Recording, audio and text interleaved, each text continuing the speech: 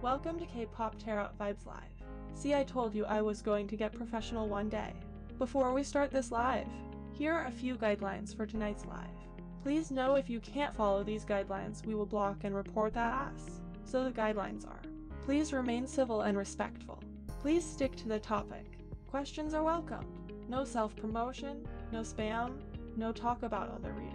No talk or request about any idol love or dating life unless it's referred to ideal types or confirmed relationships. Those are the basic guidelines for tonight's chat. Thank you for coming. I hope you enjoy tonight's live. In the words of Jungkook, let's get it!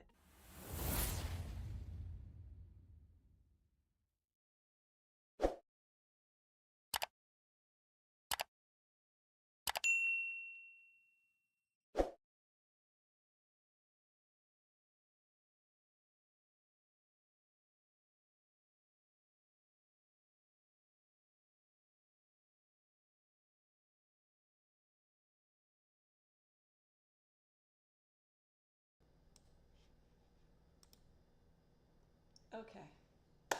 What's up, everyone? I had to fix my mic. But what's up, everybody? How is everyone doing? Let me get my little twidget thing off, Lord. How is everyone? We've had a busy K-pop week, have we not? I hope everybody enjoyed their holidays. And I know I enjoyed my little Thanksgiving holiday. That's why I didn't usually do my live. But anyways, let me go ahead with my intro. Welcome to the live discussion. My name is Kendra. I'm a tarot card reader, and I also, chit and chat about K-pop topics and stuff. So if that's what you like, if that's what you're into, please subscribe and turn on the notification bell so you know when I go live, because I'm not consistent in anything. So yeah. And yeah, also like comment down below, subscribe, interact with me. Cool. So we are going to get into this K-pop news week. This is the first time where I do not have a main reading for tonight. I don't have a main person that I'm reading for tonight. So yeah, so we're just gonna like chill and discuss some well, I really want to discuss the award shows. That's what I really came for. And also discuss, all that little K-pop news and stuff in between. And then, we have to discuss the RM album, which is going to be hard for me because I really don't have a solid opinion on it just yet. I'm still trying to listen to some things and absorb some things. So anyways, let's get into it. Our first topic is we actually have comeback news. We actually have some comeback news. So let me get myself together because we actually have comeback news. So the first comeback news is TXT. Okay, they have released their teaser to their new concept of their comeback. I watched it and honestly, for me, okay, I know I'm not like this big TXT fan or whatever, but watching them during the award shows and stuff, I just feel like they grown now. Like, can we like stop this little boy kind of concept and let them kind of become into like men and kind of reinvent them a little bit? Because like, I don't know, I'm kind of tired of seeing this from them. I don't know if y'all feel the same way, but I'm kind of tired of seeing the same concept. Like, I need them to reinvent their image in some way so they can like stand out a bit more. Cause like when I listen to like their album, it's almost as if their music don't really match what their concept is. And I really wish that it would match, but it's not. So like I said, I felt like the rock concept that they had was like really good for them. It fit them. But this little boy concept thing, I'm not with it. I don't know. I just didn't like it that much. Next in the comeback would be Super M is coming back. Now, okay, so this is what I want to say about Super M. Um, is Lucas joining this? Is Lucas gonna come back with Super M? Because if not, I'm about to file a missing persons report on y'all SM, because where's Lucas? Have anybody seen Lucas? Has Dispatch, have y'all seen Lucas? Dispatch, because I know y'all be taking pictures of people's personal lives. Dispatch, have you seen Lucas? Saw Sings, I hate to go to y'all, but Saw Sings, have y'all seen Lucas walking around the building? Has anybody seen Lucas? Has anybody got any extra pictures, tweets on where Lucas is? Anybody got like a random picture of him going to the convenience store? Anything? If anybody got anything on Lucas, please drop it. If not, and we don't see him on the Super M comeback, I am personally going to file a missing persons report, and we're going to do a wellness check on the SM building, because I'm tired of this. Where I don't know where Lucas is. It's like we're trying to find Lucas out. Where's Lucas? Lucas is he's about to be in the missing persons investigation. I swear to God. Where Lucas at? I have not seen Lucas. They said the last time Lucas tweeted was in October. Something ain't right. Something in my heart ain't right. Somebody please go find Lucas, or I'm gonna file something, because this is crazy. This is crazy. Like, we really not, like, it's really kind of like creepy, because we really haven't seen anything of Lucas. Like, it's creepy. All right, so moving on to Kara. I'm gonna be so honest with y'all though. I'm gonna be so honest with y'all.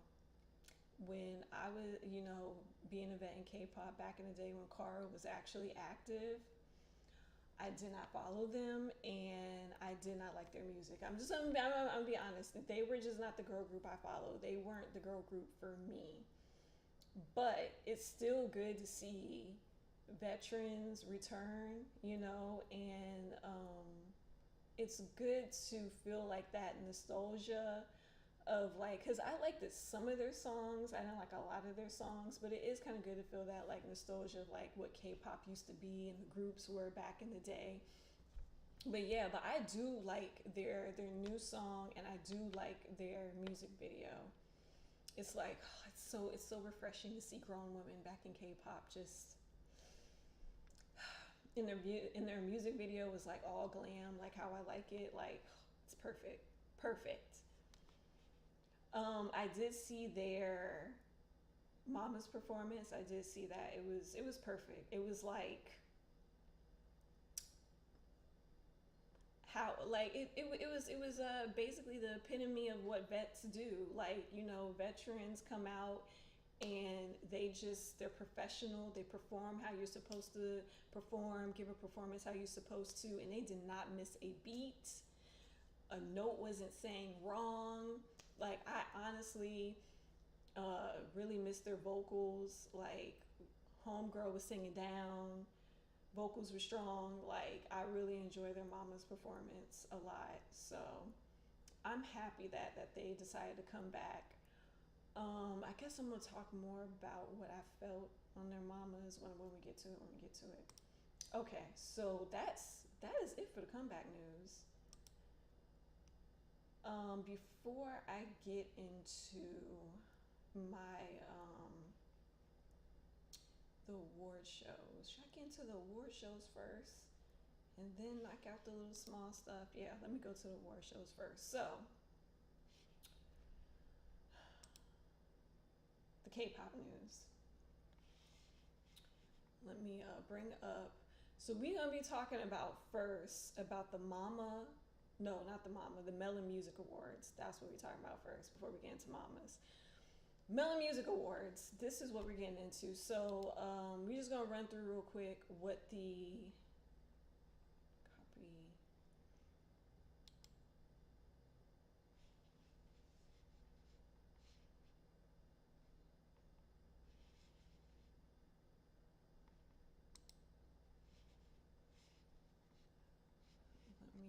run through the winners real quick. Let me get my capture up. So yeah, we're gonna run through these winners real quick. For the awards. Okay, so the artist of the year went to Lim Young Won, which, okay, I'm gonna be honest, I don't know who this dude is. I do not know who he is. I've been hearing his name on these award shows as being the top person. So I think outside of K-pop, this is their popular favorite go-to person, because the Melon Music Awards really do a good job in covering the whole scale of the actual Asian music industry instead of just the K-pop section. So I think he is the go-to person outside of the whole K-pop bubble. Best song of the year went to Ivy's Love Dive, which is deserving because that was a really popular song, and I even really like that song too. And then record of the year was BTS Proof, which I couldn't understand why, because it was just the greatest hits album. It was just only the greatest hits, so why was that the record of the year? Okay. All right. So we got top 10 artists, which was B.O., BTS, G Idol, IU, of course, she's always there. IVE, Lim Young Won, Mellow Mance. Who is that? Don't know. NCT Dream. Really? NCT Dream got top 10? Oh yeah, that's right. They did spike in popularity. Okay, my bad. New Jeans and 17. Okay. New Artist of the Year is IVE and New Jeans. Okay. Best group. Best group. BTS. Best group female is IVE. Okay, I'm not surprised. And best solo male is the guy again, Lim Young Won. And best solo artist female, IU. I literally think she wins this award almost every year. Like, she has Melon Music Awards on lock. Best performance male is TXT. And best female performance is the Seraphim. Yes. They deserve that award. After that performance, I'm going to get into that later, because the way I'm going to rant on that one, because that was a performance. Music video of the year is G Idol's Tomboy. Really? Okay. Stage of the year is IU's Golden Hour Under the Orange Sun. Really? I'm going to have to check that out. Netson's Popularity Award is Lee Young Won. Yeah, I think he's really popular outside that K-pop bubble. Kaku Bank Everyone Star Award is BTS. I'm trying to think. No, that wasn't awards. That was the Mamas. Okay, sorry. And Hot Trend Award is the Seraphim. Okay, they didn't got 2 awards. I didn't even know they won that. I just thought they won Best Performance. Okay. Global Artist, Monsta X. Global Rising Artist is Stacy. Okay. One the K Global Icon is ENHYPEN. Really? Okay. Best Songwriter is my girl from G Idol, June So Young.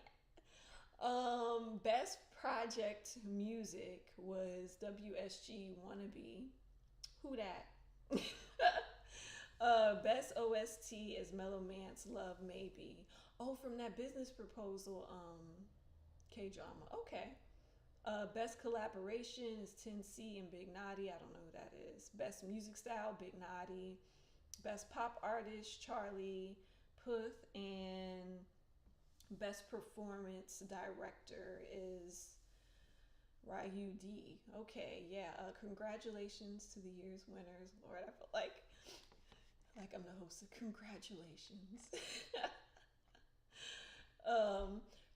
So I wanted to get into the performances. Let me pull up the performance. I wanted to pull up. So we're not just gonna open up the URL link. Okay, that's cool.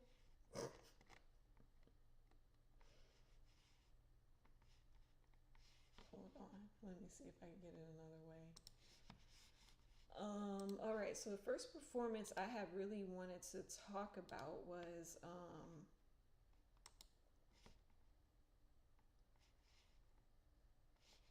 right, I got it. I finally got it. All right. So I'm just gonna go in order. I did not see this performance. It didn't even come up on my suggestions. How dare they? But I am gonna go back and watch this. Stacy. Now, see, with these girl groups right here, right? Like Stacy and stuff, I have decided in my mind that I'm gonna accept them for who they are and what they do, okay? And in my mind, I feel like they are category hands and finger dance. So I'm just gonna judge them on the scale of what was the most creative, innovative hands and finger dance. Okay, so if I could just judge them off of that scale, then I feel like I can be less critical, because I feel like the companies don't want these girls to be more than what they are. And the companies think that this cute little over the top girl image with no choreo sells and makes them pop. So that's where they're gonna stay. So I have accepted this is where they're just gonna be at, right? So I actually liked the Stacy performance. I did. I liked their performance. It wasn't wow to me at all, but the stage design, the setting, the everything was like really, really nice. I think they performed it well. I know that this isn't Korea's favorite song. I know they don't like Beautiful Monster. It's not a popular sound for them. But I personally really like the Beautiful Monster song. So I was happy to see that they had performed this. And I did enjoy that performance. I didn't even get to watch this one. I don't even know who that is. But this N hyphen thing, it kind of pissed me off because they had so much of dance breaks that I was like, did y'all forget y'all had to sing a song? I don't understand what was going on with any of their performances for this year. Because hold on, because I got a rant, so let me get comfortable. Okay, so this year, me looking at a lot of performances and kind of breaking them down. Like I'm a nerd, okay? I'm a geek when it comes to stage production and lights and performances and concepts and set designs and stuff. Like I'm all into that stuff. So probably some of my opinions is a bit too technical for people, but it's my thing. I love doing this. So for N hyphen, what I had a problem with was it was just too much of dance breaks and dancing. And it wasn't enough singing. It wasn't enough singing and performance. Like they would sing a little bit of something and then we'll have like a whole stretch of just a dance break. And I'm just like, and then this is the thing though, the dance break to me personally wasn't even that entertaining. Like I'm sorry, like it just wasn't. Like the choreo wasn't where it needed to be for me to be that much, to be that entertained, to watch them dance like that for hours on end. But that's the thing that kept irking me. Like I'm like, okay, so when are y'all gonna go into the song and start singing? Like, okay, so when are you gonna start singing? So when are we gonna dance and sing? Like everything was just a whole big old dance break. Like they'll just stop singing in a dance break, and I'm just like, this is not working. This is not working. And I think too why it was not working, because like I'm learning to like transitions in your performance is everything. Transitions is what keeps the momentum of the performance. Okay? If you can't cleverly transition from one song into the dance break, transitioning from that into another, then you lose the momentum of your performance. You lose the interest. It turns into a lackluster performance. And in hyphen, like I'm just like, it's just like I just felt like it was overboard. I felt like it was overboard and have a purpose or a direction, and I'm just like, okay, like I'm literally seeing y'all dance more than you sing. So I was not satisfied with their performance at the Mamas at all, at the MMAs at all. I keep on saying Mamas at the MMAs. I was not satisfied with that. New Jeans, again, I feel like they needed more training, at least 2 years or 3 years of training, and then come back out, and then come back, or should have debuted it. But since they're here, I feel like they need to maybe have a year or a few months apart from their next comeback or debut, so they can really practice and really get some more experience to them, because I felt like the MMA performance was way better than their Mama performance. I felt like they have improved so much, like in terms of choreo, where they're getting their timings, they're getting their placements right. There was a little moment that I caught where they almost bumped into each other, ran into each other, and that just comes with experience. It comes with experience, comes with practice, and I just feel like they just got rushed out and debuted because they were tiny and cute teens. You know what I'm saying? So I really feel like I don't feel like they were show ready for a performance like this. I really don't. I really feel like they should have practiced some more, got a little bit more experience under their skin, then came out with such a big performance like this. But for their experience level and for what they have now, I do feel like they did do a good job. They cleaned up a lot of their choreo. Um, the only thing, like I said, I feel is lacking from them is just like the stage presence, but that would just come with time. And also, kudos to them for dancing that long and not looking tired and being lazy in their movements, compared to a certain veteran group. Jesus. But they still did good. And, but there was like, one thing I did not like about their performance, I don't think that they had a great use of their dancers on the sides. Like it was just a big old stage with just dancers doing the regular choreo, and I was just like, okay, so are we gonna utilize these dancers in some kind of way to make it look cooler? No. All right. Okay, girl. All right. Okay, New Jeans, you got it. You got the performance, girl. Jeez. But yeah, that's the only thing I didn't like about it. I did not see them. I don't even know who Gomek Boys are. They wasn't even recommended on my thing to even see them. Now, Hunty, Les Seraphim, look, they were the performance of the night. They was the top performance of the night. I don't care. I do not care. They outdanced, outperformed your faves in their rookie group.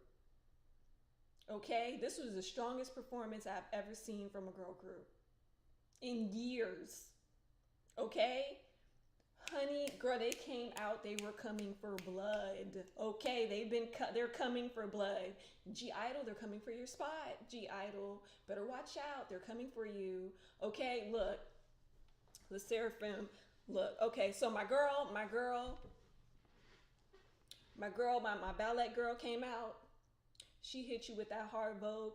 First of all, she came out and she grinned at y'all on the camera. She was like, watch me about to kill this. Watch me kill this right quick. Okay?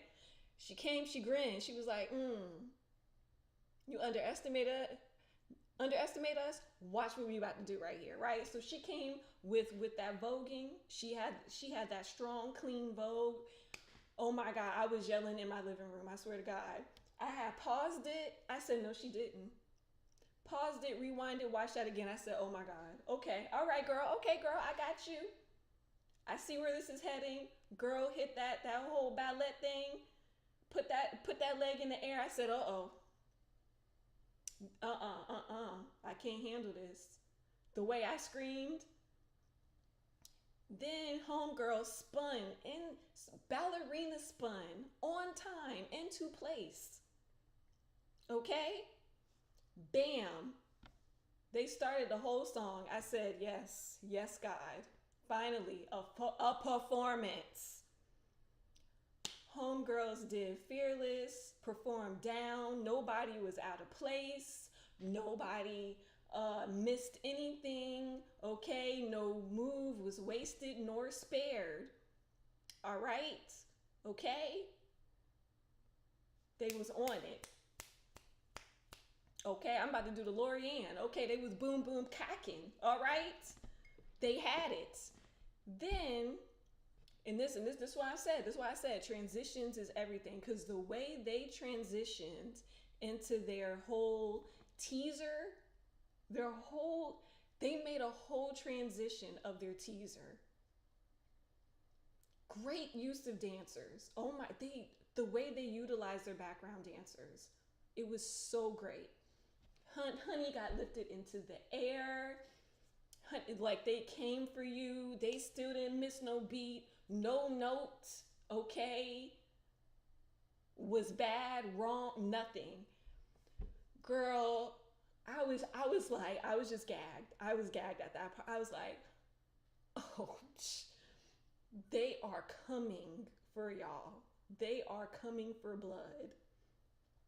Then after they did that, after that intro, they went into that whole thing where it was all of them and the dancers were behind them making that wave and everything. Oh my God. I was like, this is how you use your background dancers. This is how you utilize a dance group on a big performance stage. They did everything right. Then, okay, they made a whole runway down to the other stage with the dancers, and still came in the middle to do Anti-Fragile, right? At that point, honestly, honey, for me personally, I would have been tired. I didn't dance for almost 8 minutes. I'm tired. I'm out of breath. Okay? Not them. They kept going. They kept going like they had all the stamina in the world. Nobody was out of breath. Nobody was tired. Nothing. They was still hitting moves like it wasn't nothing. They did that Anti-Fragile, hitting them moves hard. Done with the performance, I ain't seen not one girl breathe. I know when they went to the back, they must have collapsed. They had to. They danced so hard. They danced so hard and perfect. Like, I even watched this performance. I love this performance. Like, kudos to their dance director, because she really whipped them girls in shape. Because I had after this, I was like, oh, I gotta go watch the documentary about like in the middle of the performance when I came down to try to do Anti-Fragile. I was like, I'm standing. Where's my light stick? Do y'all have a light stick yet? What's your fandom name? Like, I'm here. I'm standing. When I had watched the documentary and I got that dance director name, I said, girl, you need all your flowers, because you whip these girls into shape. You need all your flowers. These girls danced down. Okay? This is what a girl group performance should look like. This is it. When people be all like, oh, no, it shouldn't be that, it shouldn't do that, you're too hard on them, you're too da-da-da. Okay, this is my standard of a performance right here. What Le Sserafim did, that is my standard of a performance, point blank, period. If you're not up to their standard, then yes, I'm going to criticize you. Like I said, I watched this performance a couple of times and I try to find a weak link or anybody messing up. Nothing. Flawless. Flawless. Wasn't nobody out of place looking at anybody to see if they can get the move right. Nothing. Nothing. Those girls were on it. I know they passed out at the end of this. I know they passed out at the end of this performance, because Lord, they danced that hard No heavy breathing, no nothing. Dance down. Wasn't lazy about it, didn't want to lift up an arm, nothing. Performed it like it performed it like it was the beginning song. Hard, going hard from beginning to end. No mess ups, no mistakes. Perfect. All the transitions from one song to the other, perfect. Whoever put this together, kudos to you. You have your flowers. Is there any, like, do y'all take PayPal or something? Do you need a couple of dollars? We're tipping. I'm just gonna slide you this extra 20 underneath the table. Just like this performance is like Chef Kiss. Just like I have not seen a girl group perform like this in years. Since in years, I haven't. So to a Seraphim. Yes. All right. So my rant is off them, but that's the top performance of the year. That is the top performance of the year. Um, to IVE Love Dive. Actually, I did enjoy this performance. I really liked that their stage. I felt like their set design was really pretty. Um, I'm gonna be honest. One of these girls looked tired during this performance. They looked real tired. So I don't know if they like try to practice down and got tired. And I don't know. I don't know if they stayed up and was practicing and then came and oh girl, I don't know. One of them looked really tired, but still pulled off a good performance. I don't really have much to say for this one. Nothing really stood out to me. TXT. You know I love me some TXT, but I did not like this performance. I love me some TXT, but I did not really like this performance because again, too much dancing and not enough singing. Like it's like just too much dance breaks.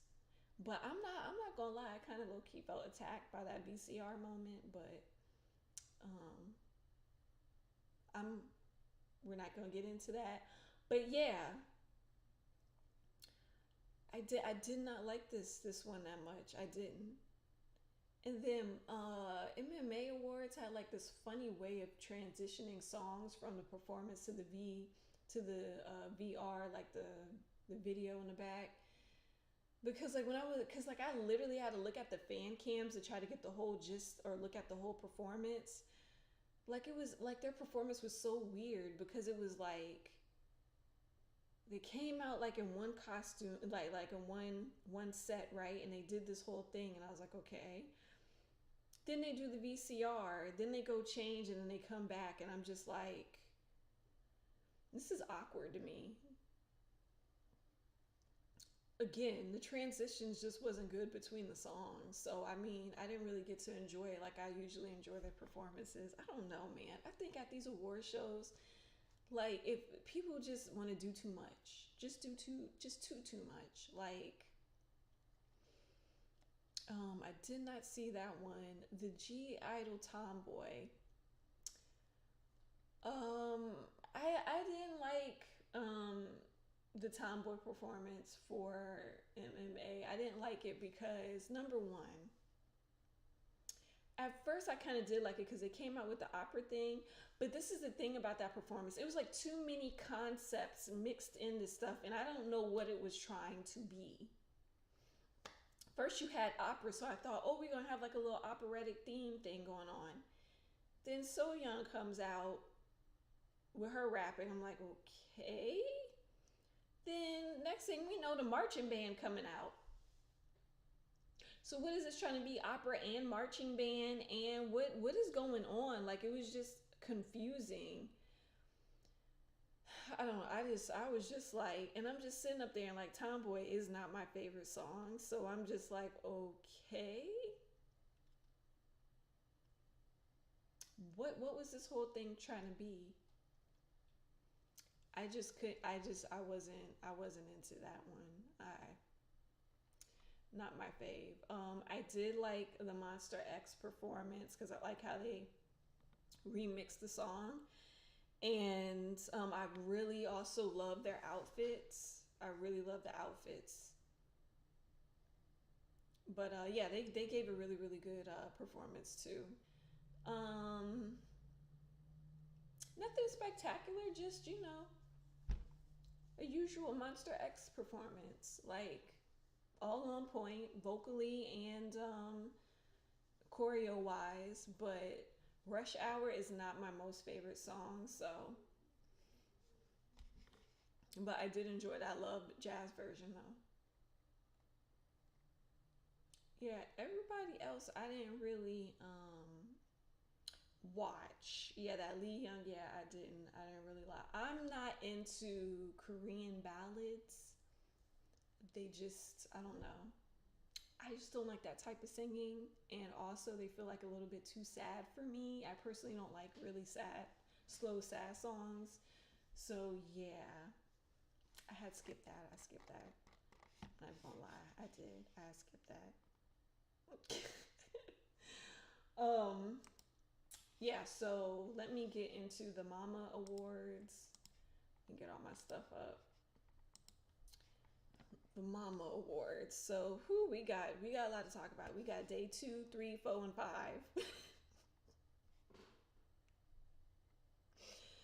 We got day 2, 3, 4, and 5.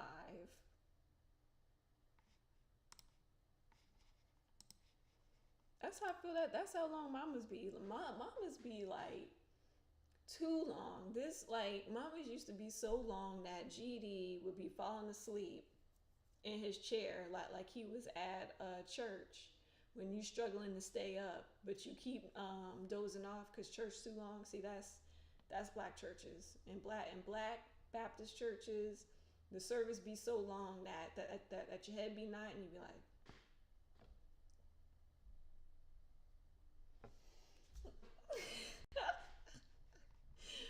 yeah, that's how long that is.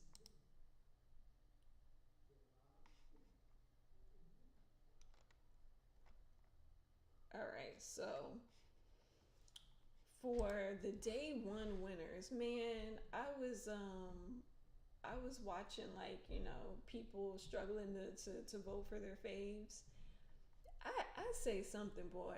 That state fandom had the army shook. Girl, that state fandom had got Stray Kids #1 on that voting poll just one time. That army was like, oh, hold on, gather up, army. Hold on. This is not going to happen, boy. Them stays had army shook. I was like, okay, stays. Okay, the fandom growing. That stay fandom is growing. I was like, all right, stays. Okay. All right, so we're gonna get into the winners real quick. Why is this lagging? All right, so for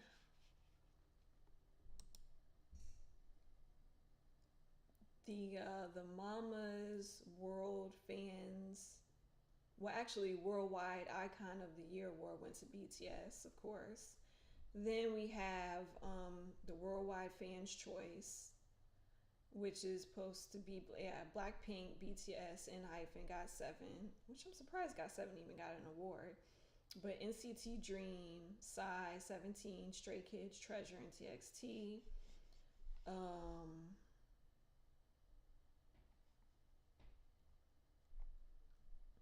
that's them with their award. In Hyphen is surprised me with their popularity, but I shouldn't be surprised because people really wanted me to do a reading on them.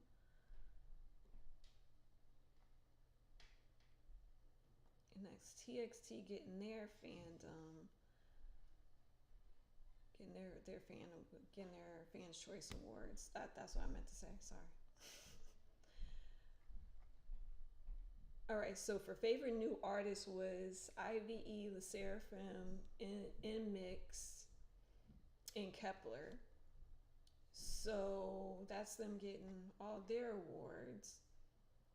which I'm proud of the Seraphim for getting. They, I'm surprised they collected this year, but I'm proud of them. Um, the Yogi Boo chill artists is Stray Kids. Why chill artists? They're nothing. They're not that chill. But okay, all right.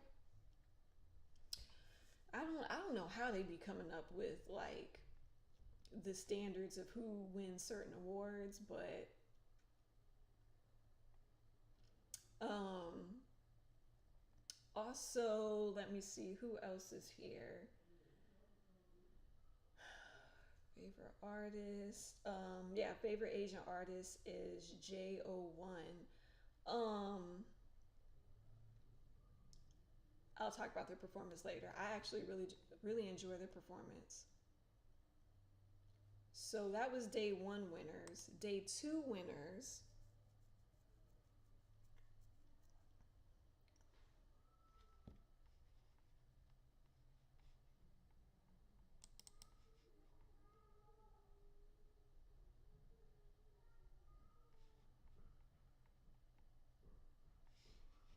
Lord, this lag. Hold on 1 second. But yeah, I did. I enjoy their performance, and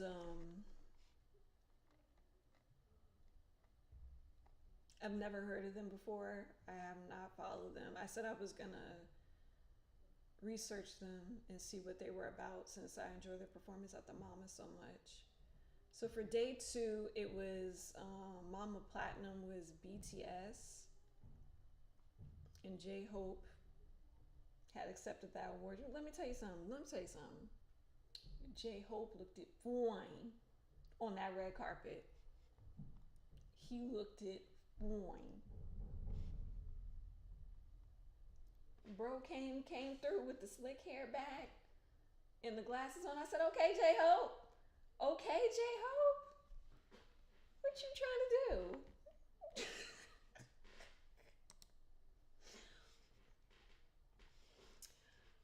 But he had that. He had Artist of the Year. Okay, he came through, and then he accepted the award for BTS, which was the Artist of the Year. And IVE got their Song of the Year, Love Dive, which is deserved. Their song was everywhere. And even for me that don't really follow girl groups, I've heard it everywhere. So not surprised. Again, album of the year, BTS Proof. Why is it greatest hits album? Album of the year. Child. I just never seen that in the music industry. Like usually greatest hits albums don't peak to like a number 1 to get an award. Usually a greatest hits album is just like, okay, yeah, it sold and it's good and whatever. I best music video was Blackpink's Pink Look. Even though I'm not a fan of that song, the music video was fire. The styling, the sets, everything was like really, really good. Best male group goes to BTS. Best of OST is that Mellow Mance guy again for the best collaboration with Psy and that. Oh, okay. So he won that for the night. And then most popular group is Stray Kids. I didn't know they won this award. Y'all go, man. I'm happy. Finally got the award y'all deserved. Best dance performance was 17's Hot.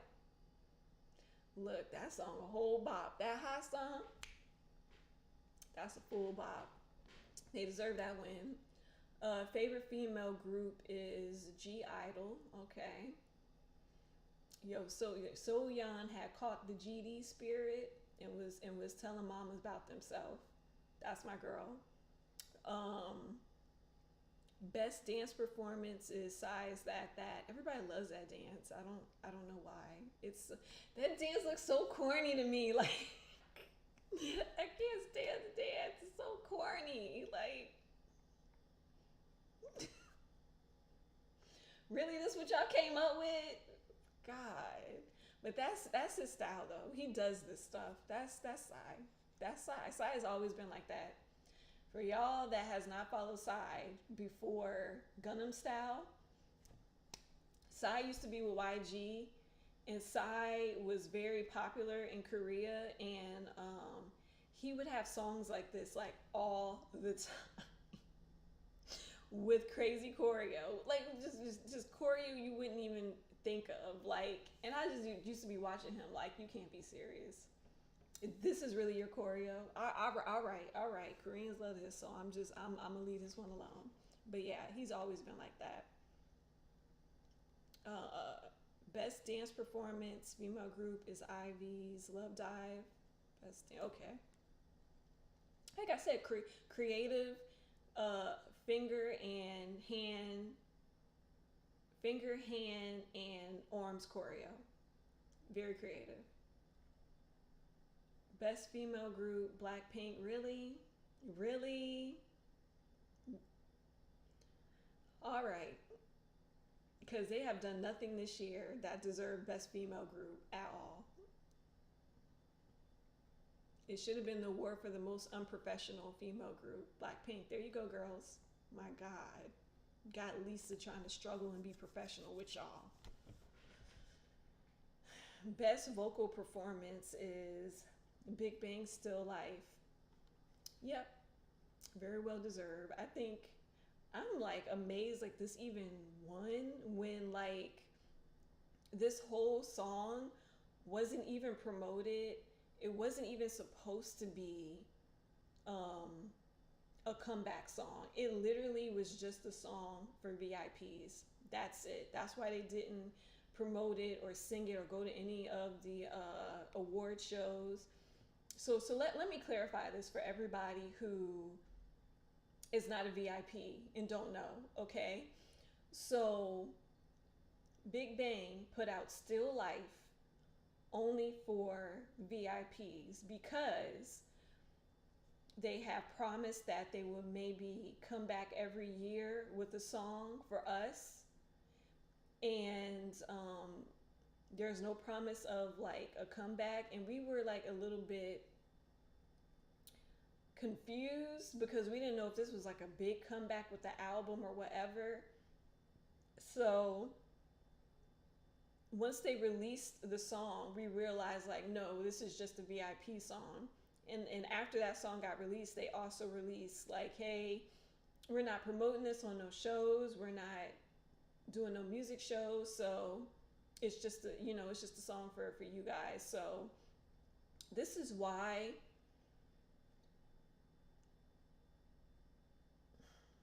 everybody outside of Big Bang and VIPs like don't understand, like the song was not supposed to be a promoted song. We honestly just took it and we listened to it and cried our eyes out and everything because we haven't heard anything from them for so long.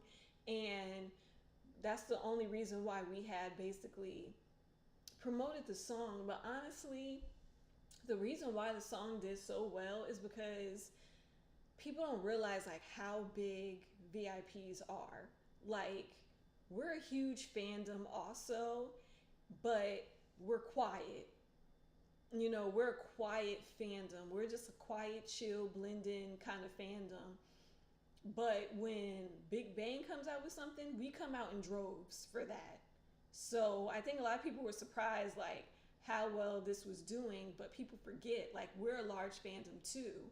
So this is why this song got like crazy like charting. I think it got a double pack and it charted so high on the Chinese charts and stuff, and like people even in Korea was talking about like how crazy it did on the charts and everything like that. And I'm just like, you guys keep on forgetting like VIPs is also a very huge fandom too.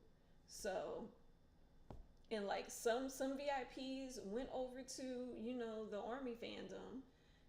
Like we're a very big, diverse kind of a group too, but we're an older fandom. And when I say older, I mean like we're like in our 30s, 40s, 50s, 60s, listening, being fans of Big Bang. Some of us grew up with Big Bang. Now in our 30s and 40s and stuff. I mean, I know there are baby VIPs now that just got into Big Bang. I feel so bad for y'all because, man, y'all late. Like, y'all can't even, y'all not even gonna experience like the hype and the happiness like when they come back anymore. Like, I feel so bad for y'all. I'm so sorry y'all got into them late. But yeah, I'm even surprised like this Still Life even got all that much. I am, because it wasn't promoted at all, and it wasn't supposed to be. It was just supposed to be a song for us, like a little goodbye song to like youth and everything. It wasn't even supposed to be this big thing. And the reason why like I'm trying to over explain it is because I see so much negativity on Twitter towards Big Bang and Still Life. And it's a lot of people saying, "Oh, well, this song didn't do nothing," and da da da. And I'm like, you're not getting it. Like, this song is strictly for the fans. Like, they didn't do this to get any achievement. Like, they literally just released it for us. That was it. We, as our fans, from us listening to it and actually liking the song, kind of got it to where it was. But that's why I'm over explaining it. But anyways, um, for Extraordinary Heroes, Best New Male Artist. I am actually happy that they got that. I really liked that one music video they did. Most popular male artist, J-Hope. I'm so happy he got this. He deserves this. Um, Best vocal performance was Girls' Generation, Taeyeon. This deserved it because this song right here, I Envy You, for me, that was the top year song for me. Like, I just love that song so much. Oh my god, her vocals are so beautiful. I love the song. I love the concept. I love the music video, the stages. Oh my, I was like obsessed with that song. But she deserves this award. Deserves it. Beautiful vocalist. Breakout producer Min Hee Jin for New Jeans. He deserved that award because let me tell you, Hype Boy and Cookie and everything. Look, them songs carried these girls. That's all I got to say. They carried these girls. Global Music Trend Leader, Zico, no comment. Best Female Artist. I'm gonna let this be known. I don't like Zico. I'm gonna let it be known I don't like him. Anyways, Best Female Artist, Twice, Nae Young. Okay. Best Male Artist, Lee Young Won. Actually, I'm surprised by the Twice thing because did she ever win on her solo? Because they was playing my girl in those music shows. But anyway, Best Hip Hop and Urban Music, Jay Parks featuring IU. No comment. I'm not going to be torn apart on Twitter. Inspiring Achievement, Jerome. Ain't that guitar lady? Is that the guitar lady? The Best New Female Artist, IVE. And Beep Go, Culture and Style. Let me tell you something. Beep Go is a Korean food chain line. I don't know how they made that much money to where they can get a category in mamas, but hey, whatever. Which is J-Hope. J-Hope won that, Culture and Style. Look at him.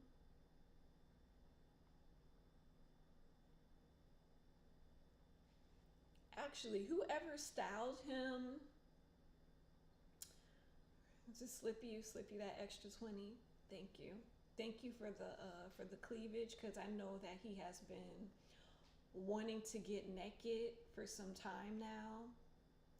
And I just knew he been acting like he been wanting to get naked for some time now. So thank you for releasing him in the low cut. where we can see all his chesticles. Thank you. Please and thank you, stylist. Thank you.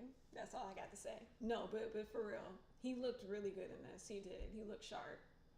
He looked like a lot like a real star. He really did.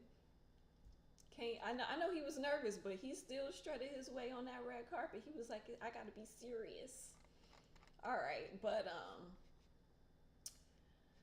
for the performances, let's see. Who am I talking about first for day one? I have my people listed. So day one performances was in mix. Oh, because this is slowing me down. My day, yeah. So in mix was what I didn't like it. I'm not gonna lie. I did not like their performance. Um, this is what bothers me about Mix, because they came out copying ATEEZ and taking their whole pirate theme, and I ain't like that. It's like, can y'all not get creativity? Can you not get your own creativity? Y'all have all those, and I know y'all can because I see what you do for Stray Kids. Can you not do this for Mix? Y'all have a whole creative team, and the only thing y'all come up with was what ATEEZ had got. So I was a little bit put off from that. When they was doing that little Dice song, girl, they was trying their hardest. I know they had that passion in their eyes. Hopefully, I feel like they're another group that should have waited a little bit, trained some more before they debuted it. Yeah. The Tiger, the JK Tiger performance, with 3 Rancha. No, that's day 2. My bad. Ooh, I'm getting all my days mixed up. Okay, sorry. So DKZ, really like that performance. Oh my God, the tiger in the back roaring. That whole scene in the back, fire. Loved it. I loved it. I was like, I had to play that part again. I was like, ooh, that was nice. My girl Horlin had came out on strings. She was in the air. She was flipping for y'all. She was giving you a real professional Beyonce performance. It was her in the bed. She gave you vocals in the sky. She came down and gave you vocals. I did like the remix to the Laying Low. I did like that. Then because it was a whole collab stage between her and BB, so BB had came down, and BB gave us that good crazy girl performance, and I actually like that song a lot though. Man, I'm so proud of BB, like, because I listened to her in the beginning of her career, and I always loved her sound, and I really love her. Like, I listen to her like all the time. Like, I just really love her voice, her sound. Like, she really gets soul and soul vocals. Like, she really gets it. And to see her starting out, to see her, the artist she is growing into now, oh my God. Like, I'm just like, girl, you that. So yeah, so I really enjoyed her performance. And then when her and Horlin got together, girl, I was like, yes! I loved it. My girl Horlin, she gave y'all performance. No notes missed. No off notes, nothing. She gave y'all a whole performance. And my girl BB, she kept up. I was proud of her because she kept up with Horlin. I was real proud of her. She really kept up with Horlin. So I was like, okay. Then the group I was going to talk about, which was whatchamacallit, the JO01 group.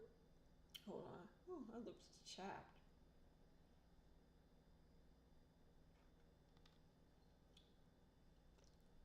Matter of fact, I watched her performance, but I was up in the middle of doing something.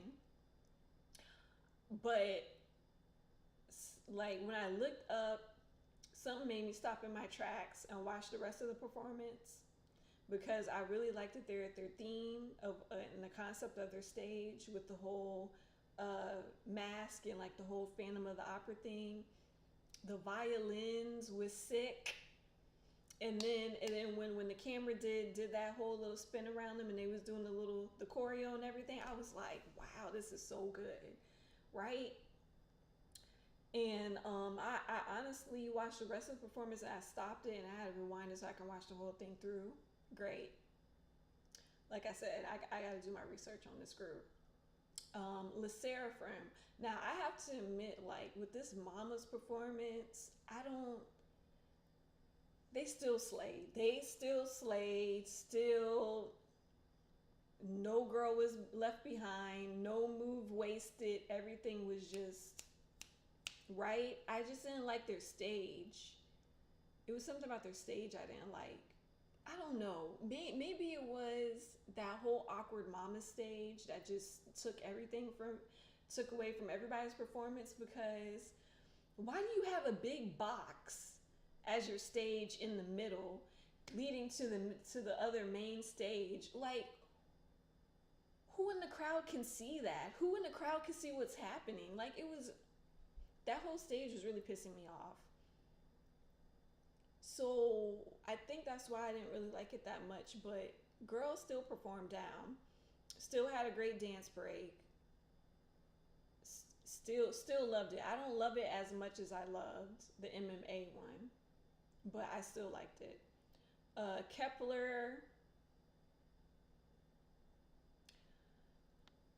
I'm gonna be honest, I did not like the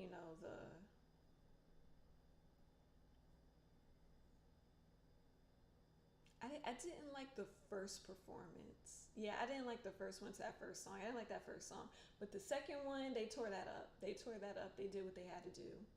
Kepler are they're very strong performers. I just want them to have better choreo. Like if they had the right choreo, they would tear it. If they had the right song, like a really hit song, and good choreo, they would tear it down.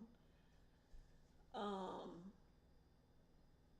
when they had a little girl group collab stage with everybody and everybody came in to do all the girl group dance, I thought that was cute. That was cute. TXT performance.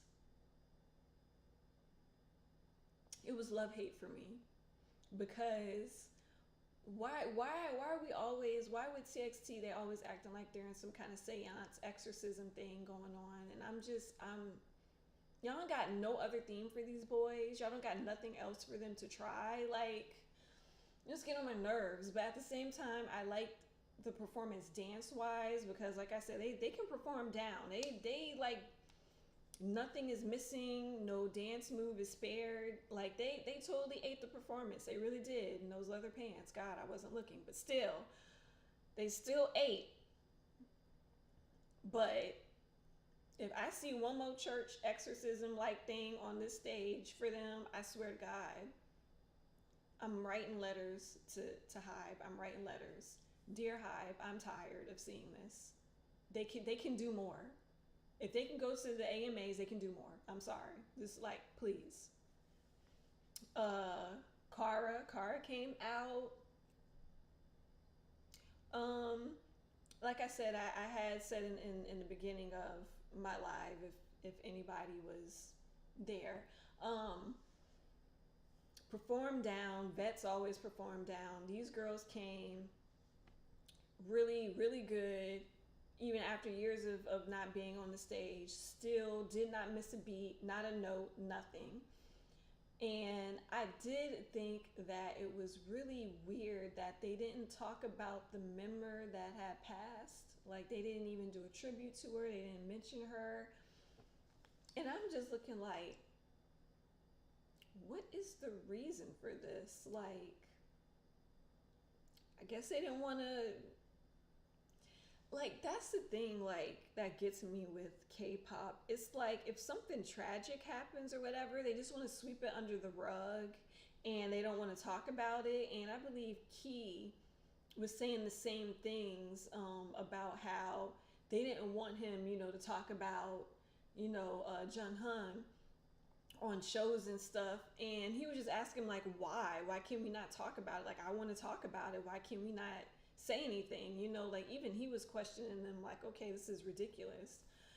But yeah, I think maybe that's how they felt and they didn't want to share it or talk about it. I don't know. Or maybe they didn't think it was appropriate for the award show. Probably that's more it. But still, like, she was a member of the group and all that hard work. Like,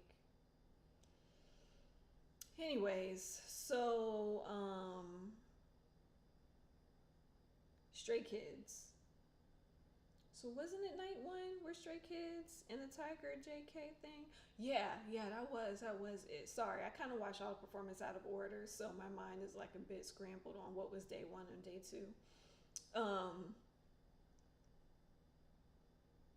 yeah, I didn't like that three Rancha performance too much. Like I get what they were doing, I get it, I got the message and everything, but I was just like the way they were rapping sounded off because they didn't have a beat in the back. It was just this, yeah. I was just, but anyway, Stray Kids came out. I loved everything. I loved, like, they did everything right. They did everything that I felt like a performance should have been, right? Because when they came out, they gave you the VCR setup. They let you know, hey, this is gonna be like some little futuristic, going into accordance with our concept theme, right? Then like the CGI spider that had came down on the box was everything. And then they had my man come down like it was from the spider into the group. And I just feel sorry for all those fans that had that their peripherals blocked with that stupid stage. I feel so sorry. So if you was the fan and you was right here, man, you missed everything. I feel so sorry for y'all. Oh my god, that stage was just annoying. Yeah, he came down. They remixed Venom a little bit. I was like, yes, and that's my song. That's my favorite song from Ordinary is Venom. That's my song. And they had it and like, oh my god, what great use of dancers. Yo, their face mask was fire with the lights and everything. Oh my god, just it was perfect. Man, then in the transition up to the next song, a Maniac, they had the whole VCR with the person with my boy Felix and the whole capsule thing and oh my, it was perfect. It was perfect. Then bam, come back to the stage. They don't even give you the song right away. It goes into a whole intro, they dance or whatever, and then bam, they go into the song. I'm like, and then they even remixed that a little bit. I was just like, I just love this group. I just love every single time this group performs because like they get stage performance, set design, like they get it. They get how important the transitions is between songs. Like they get the use of dance. Like they get it. Like it was such a perfect performance, man. And then like when they won their awards, like I kind of got emotional. Kind of got a little emotional because like I know how hard they work to sit up there and get a big award like that. So, but yeah, day two was New Jeans. Day two was New Jeans, and day two was New Jeans. I didn't really like it that much because I can kind of see. Well, okay, so I'm gonna say it like this. They have like a lot of strong dancers in the group. except a few, but I'm not gonna get into that too much. But I will say this: they do have some strong dancers. You know, the girls came out, they did their part well. You know, they really impressed me with this until it came to the dance break.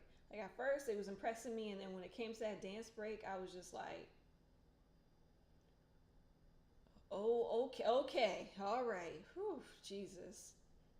They were that group too that did not have like a lot of good transitions in between the songs too, and I was just like, oh, okay.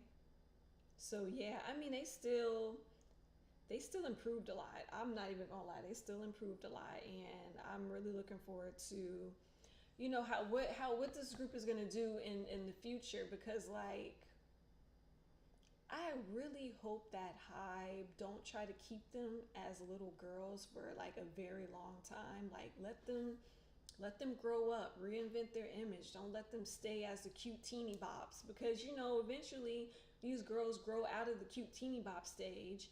And even with the boy, like even with the, you know, the boy groups, they get out of that cute little boyish teeny bopper stage, and that, like, that's how I feel like it is for like TXT. You get out of that little cute boyish teenage stage and you start growing into a man, and like I feel like your music and your concept should reflect that, because that's like how you're gonna have your longevity. And I hope that it's the same with this group, where they're gonna allow them to have longevity and not stay in the cutesy teeny bop thing like forever. But I know they're gonna stay in it for a while, because you know the middle school girls, the high school girls are eating this up. They're eating this group up. So yeah, in hyphen again, same complaint.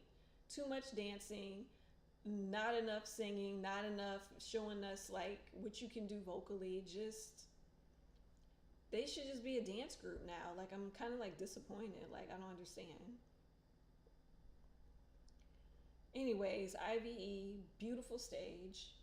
I really enjoyed it. Very beautiful stage. Treasure actually impressed me. Treasure impressed me. Treasure actually did impress me. I mean, they got the crowd hype.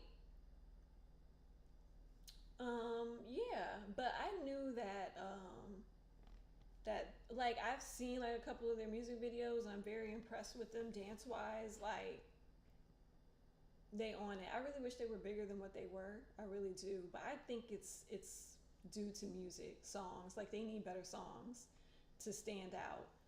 Um, Niziu. I did. I watched that performance. I did.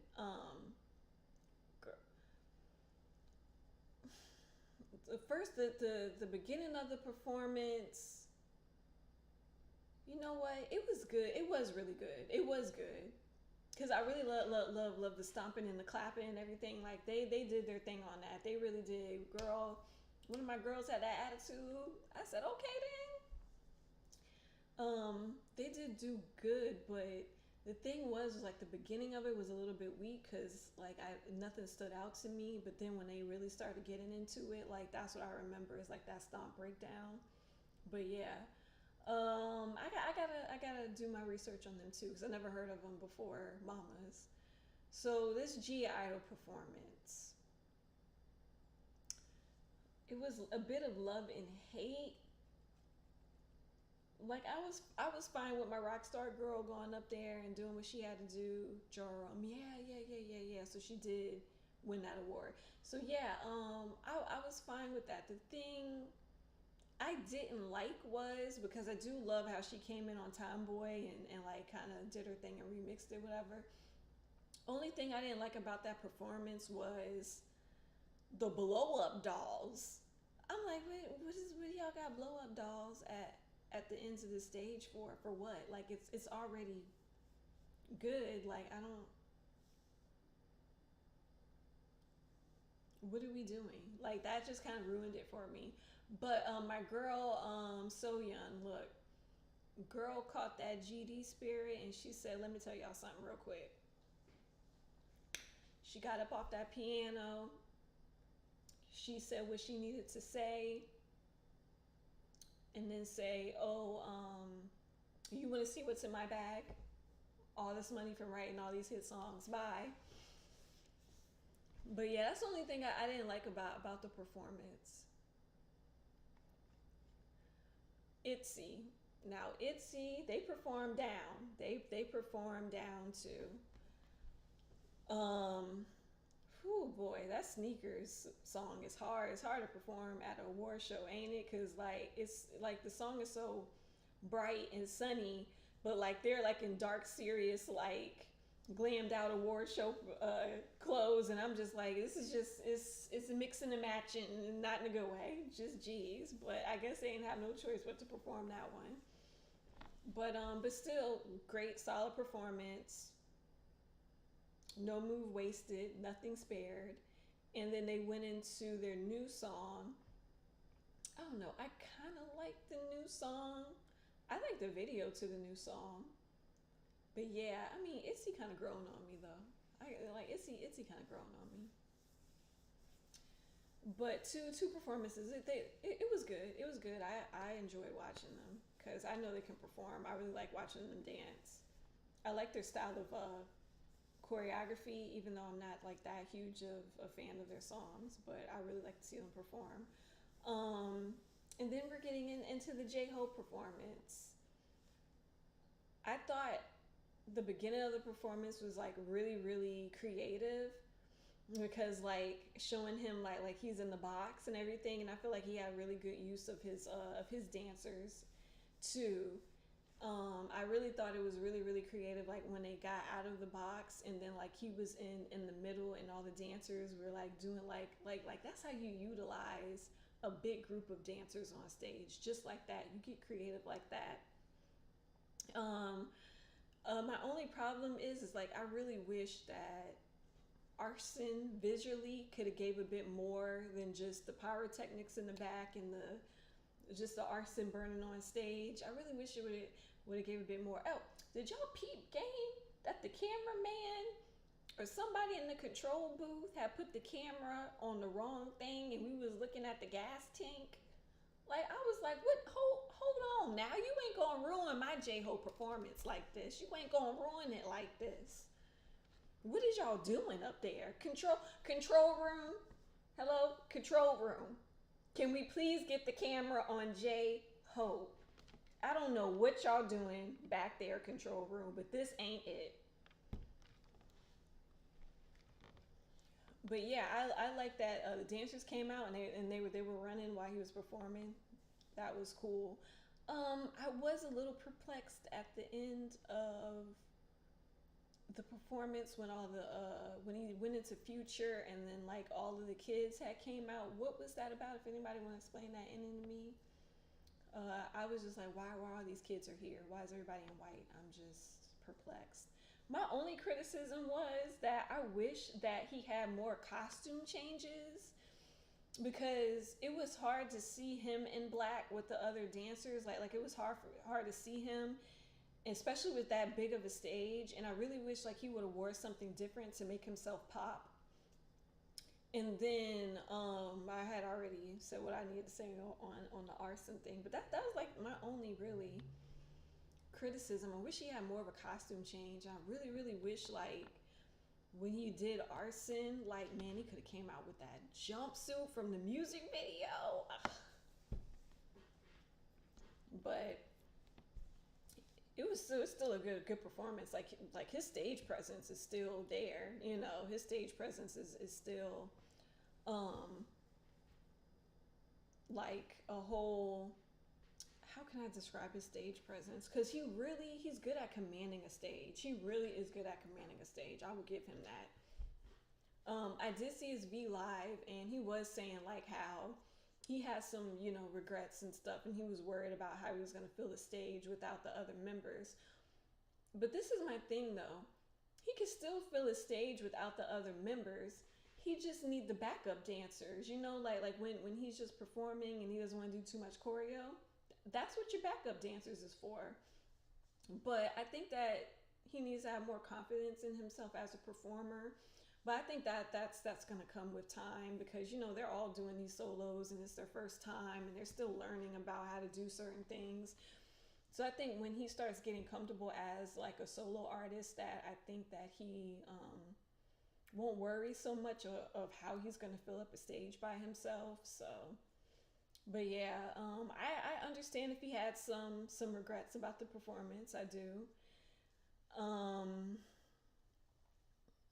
but yeah, still a good performance. Some improvements could have been made to the stage and the transitions, but it's his first one. Still did good. Still was entertaining. So, and I already talked about this amongst my friends. So that's. I'm just gonna give y'all this review. All right. So, Laura, how long have I been on here talking? An hour. Jeez. Um, Lord, I haven't even looked at the chat.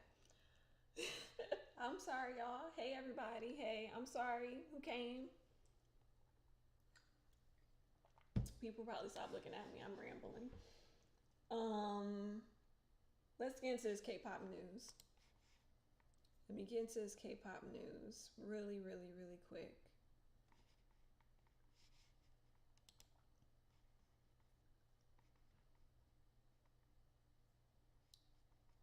In my link.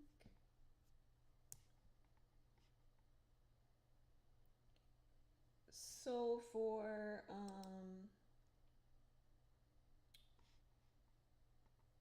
this K-pop news right here, everything that happened after Chu got kicked out from Luna.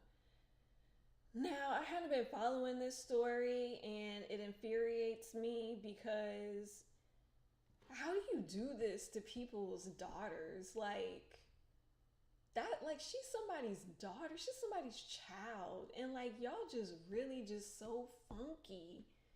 Y'all really abuse this girl. Just,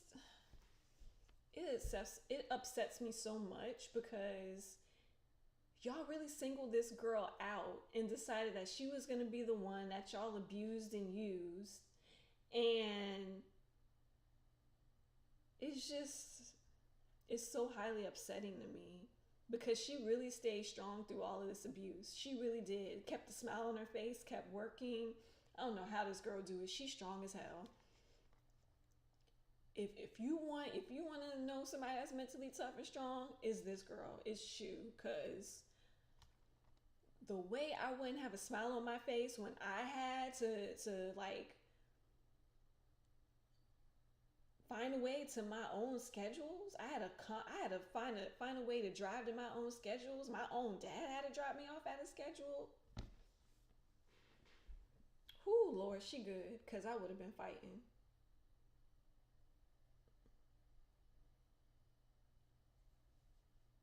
Somebody would have got fought. But so this is everything that's happened after the whole aftermath. So ever since the announcement of Chu being kicked out of Luna came out, everyone was holding their breath about what was going on with both Chu and the other members of Luna. The band member Hun Jin actually came forward to share her anger the very day Blackberry Creative shared the statement. She wrote on the Fab app, "My head hurts and my heart hurts too. I'm angry. I'm super angry." Wow. And after that, she added a message address addressing the topic directly, saying Chu is probably the ones who's heartbroken right now. Please show a lot of support and love to Chu. Man, if I was Chu, I would be relieved that I was gone from this group because, honey, like, what were you even doing? Because they wouldn't even let you go on tour with the other girls. They wouldn't even let her go on tour.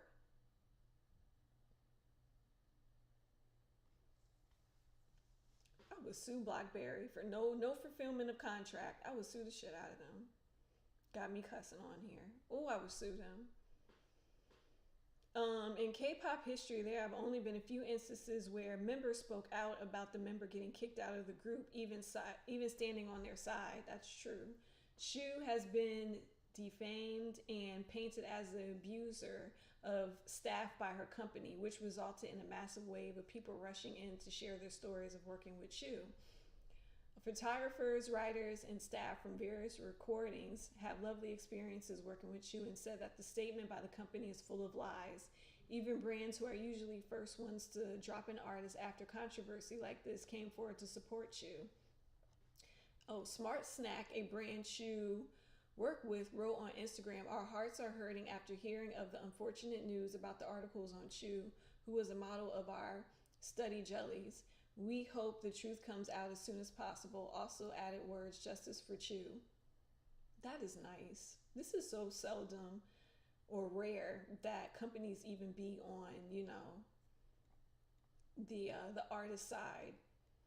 The message of Chu being kicked out of Luna and the way BlackBerry creative wrote the statement even hit the news.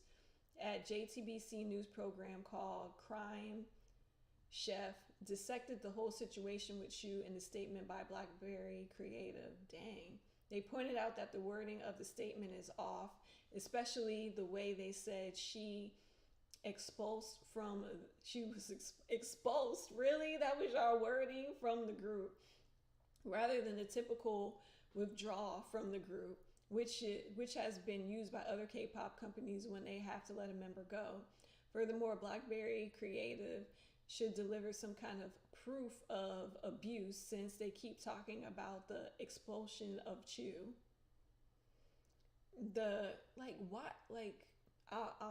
I'll say what I want to say after this. The response got so overwhelming that BlackBerry was forced to release a follow-up statement. And in the statement, they claimed that an initial announcement on the fan cafe was only to tell fans and not an expose of Chu's action. They said stating the cause of removal is a natural cause of explanation, but needing to provide the relevant facts and evidence is the right of Chu herself and the staff who was victimized.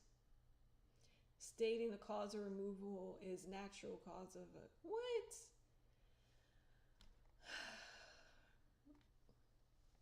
That's okay. That's fine. I just want to know what y'all got against this girl. Y'all really hate this girl so much. I don't understand why. So basically, they're saying if people want to see the proof of Chu's aforementioned abusing behavior, they should ask Chu herself for it. Okay. Shortly after the follow-up statement, news by JTBC hit the internet, about 9 members of Luna have filed an injunction against BlackBerry Creative. Oh my God, this is a Korean drama. To terminate their contracts, and the only members who decide to not do so were Hyunjin and Vivi. Oh, so y'all the favorites on BlackBerry? Y'all the favorites. Okay. Fans are speculating that it might be Vivi has a work visa tied to the company, and Hyunjin has currently fixed schedules as a panelist on so they can't back out because of that. Child. They say we want to, but we tied up with these schedules. So y'all go ahead. Y'all file y'all lawsuits to terminate the contract and don't show up to the building. Besides, they probably already didn't allow them access anymore, like they did Chu when she was actually signed to them and working for them. Anyways, she didn't appear in the show. She spoke out in support of Chu, and so only time will tell if she'll appear in future episodes. BlackBerry Creative then rushed in to deny these news, saying the rumors about the members terminating their contracts are groundless. The company was denying Chu filing a lawsuit against the company in the past as groundless rumors as well. Despite everything that's happening, people were still waiting for Chu to speak out in any way that was possible.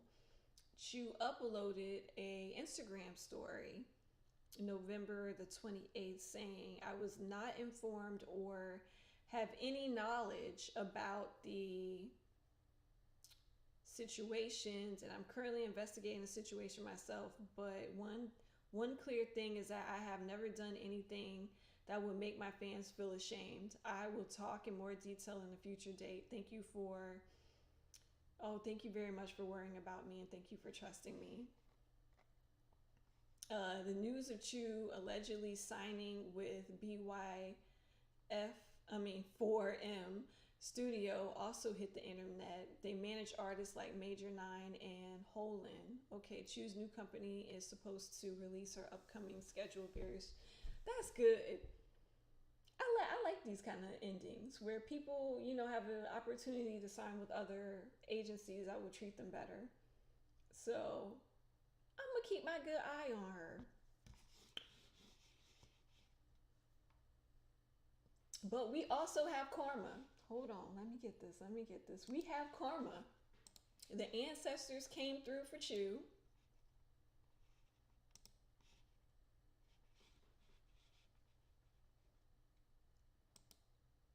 And here we are. CEO of BlackBerry Creative accused of evading 37 million USD in taxes.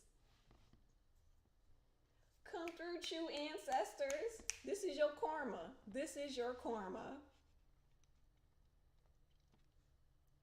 While being in amidst the fire for expelling Chu out of Luna, CEO of BlackBerry Creative is being accused of evading 37 million USD in taxes. According to the database ran by South Korea's National Tax Service, an individual named Lee Jung-mung, the CEO of a business called Elk Wing Silver Care Center, is listed to having evaded approximately 30 billion won, which is 22.5 million in US dollars, and in tax since 2003. You've been doing this. Okay, all right. Additionally, a former CEO of the same business, Lee Kai-tae, is listed for evading approximately. Dang, you got a lot of.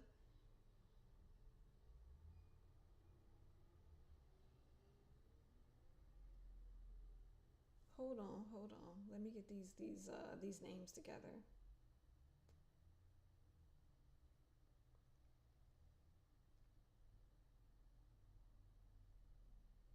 So he is the CEO. So the Lee Mung is the CEO of that Silvercare, and this is the CEO of BlackBerry Creative. Is Lee Kai-tae, is listed to evade 9.9 billion, which is 15 million in US dollars, and he's been doing this since 2004.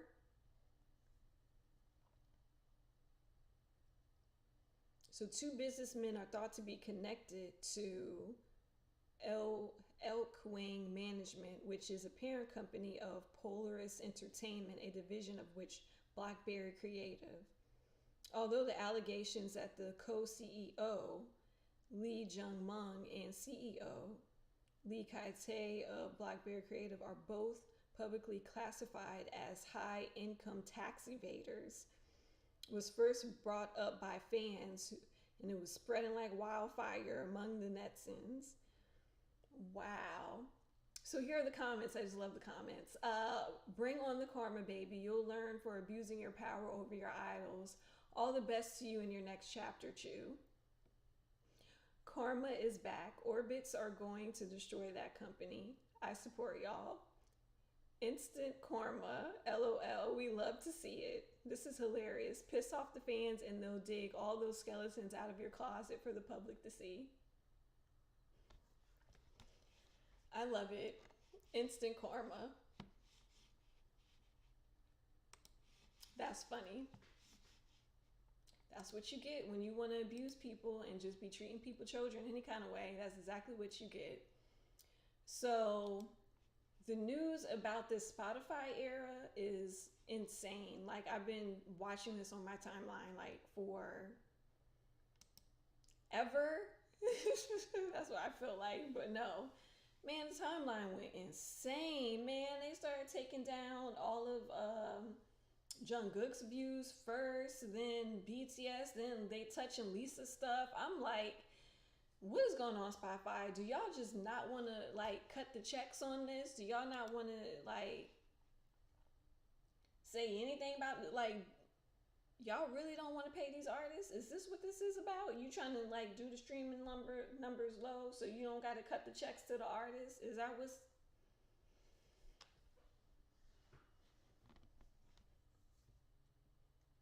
is that what's happening here? This whole thing was insane. So after the insanity of whatever Spotify was on or whatever they were doing, they released this half-assed apology. Hold on, let me share my screen. They released this half-assed apology. We every year we try to accurately reflect the consumption around the world in reference to our top K-pop artists of 2022 playlists. Multiple genre tags led to slightly different top 10 lists, and they were not properly merged. This mistake has been corrected. We join the fans in celebrating the many achievements of BTS and regret the error.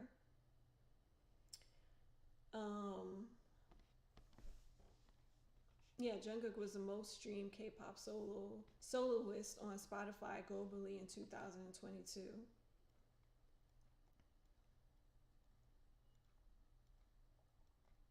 Child, hot mess. Yeah, so after Spotify changed the results back, Lisa fans are now asking for Spotify to apologize to Lisa. Many fans are baffled, including the fans of South Korea.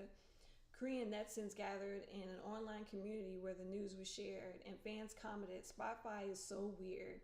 Yeah, sure, it was an error. They did it on purpose because they only removed BTS's collaboration songs. Why are they being like that? I don't understand Spotify at all." The conclusion is that Spotify is a weird one. They had Jungkook as number one, but then removed all the BTS collabs. This is bringing down the trust in Spotify. They are crazy. And what are they doing? I baffled me too. But this was my thing though. Um, y'all wasn't messing with Taylor Swift numbers. You wasn't messing with the with none of y'all American artist numbers. So why are we messing with K-pop numbers?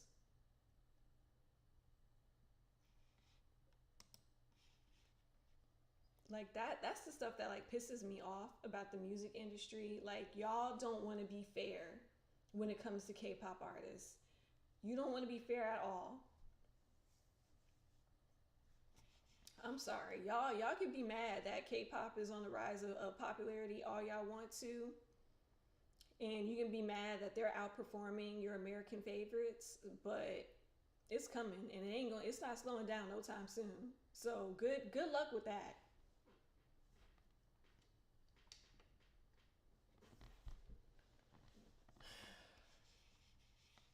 All right. So let's get into this Chris Wu situation. Jesus, this is just tragic.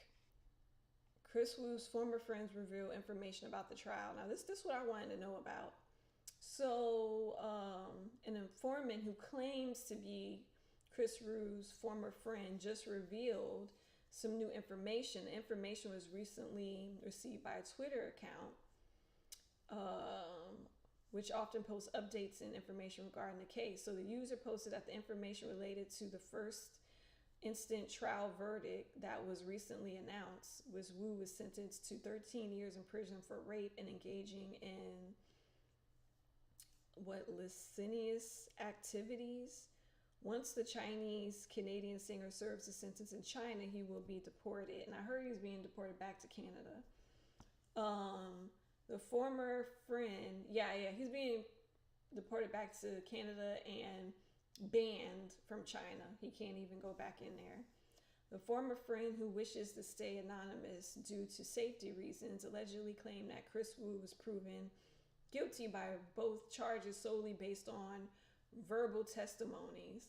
The truth of the charges are not authenticated by any other evidence. Are you for real? So what? I'm gonna have to go back because the victim, she spoke out about it. So I'm gonna have to go back and read her stuff. The informant also revealed that Wu was filed an appeal against the first instance trial verdict, and the second instance trial was primarily estimated to be held somewhere on April 2023.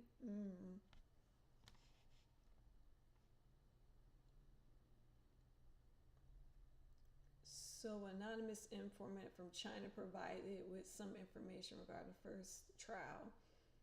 Firstly, guilty verdicts against both charges of Wu was allegedly based solely on, verbal test, not corroborated by,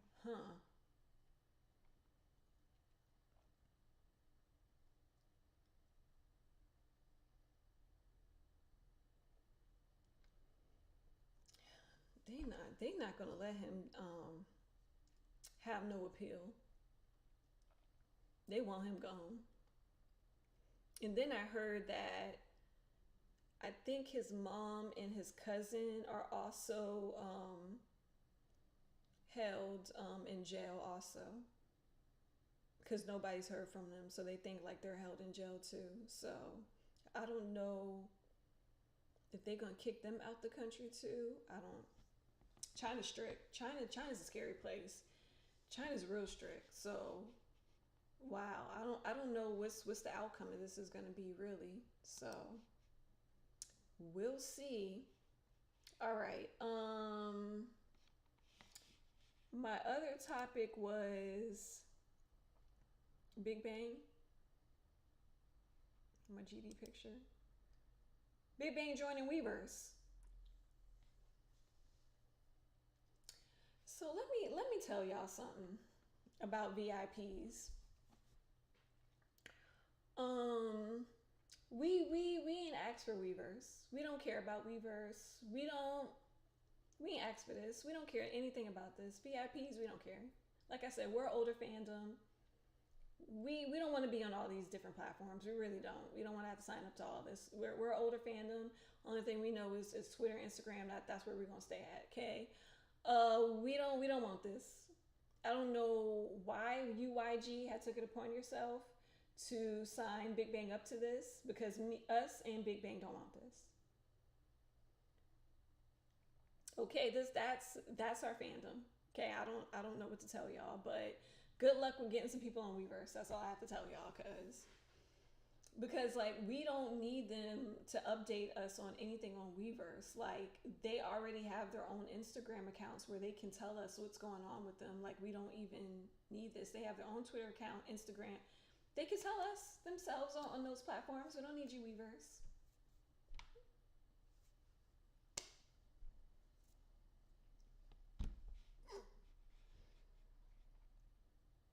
Anyways, man, my friend woke up and told me, "Oh, Big Bang's on Weverse," and my first reaction was like, "Why? Why? What for? What tricks and jokes are you trying to play?" Oh my god! Like for what? For who? Why are we doing this?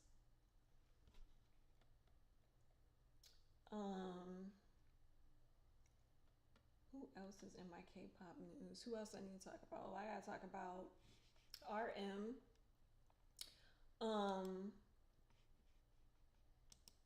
Because we getting into this Big Bang news. So we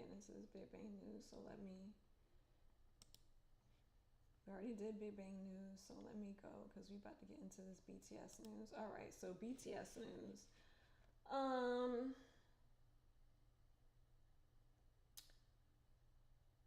Hello, whoever new in chat. Hey, what's happening? What's going on? We about to get into this BTS news real quick. Say my little spill and then get off. Oh my god. I'll talk about it after BTS because I gotta talk about the Hoon and the Don breakup. So hold on, I gotta talk about it after this. After this. So let me share this with y'all. Congratulations, RM says he earns the biggest debut for an album by a Korean solo act on Spotify on weird Spotify. Y'all better not be messing with his numbers. Okay? Spotify. The BTS leader RM is breaking records left and right with his new solo album. On December the 3rd, RM released his highly anticipated first full-length solo album, Indigo, which features the title song called Wildflower. And according to Spotify, the album landed on the global charts with 20.6 million accumulated streams, setting a new impressive record among Korean solo acts. Indigo broke the record for the biggest debut album by a solo Korean artist, Spotify global chart history. Okay. In addition, RM was earned the first ever appearance on the global Spotify artist chart, debuting at number 7. Also makes him the highest peaking Korean solo act on the chart. RM holds the highest debut by a Korean soloist on Spotify's US artist chart, entering the chart at number 31. Okay. So the global chart was 13. Okay, and then, all right.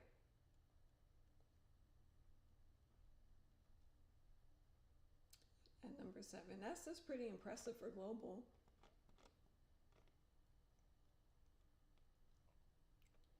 But yeah, what I concluded from this whole Indigo album was that RM is tired. He's ready to throw away this whole life, and he's ready to go and commit himself to a Buddhist monk temple where he can find peace in the mountains. That's what I had concluded from this whole solo album from him.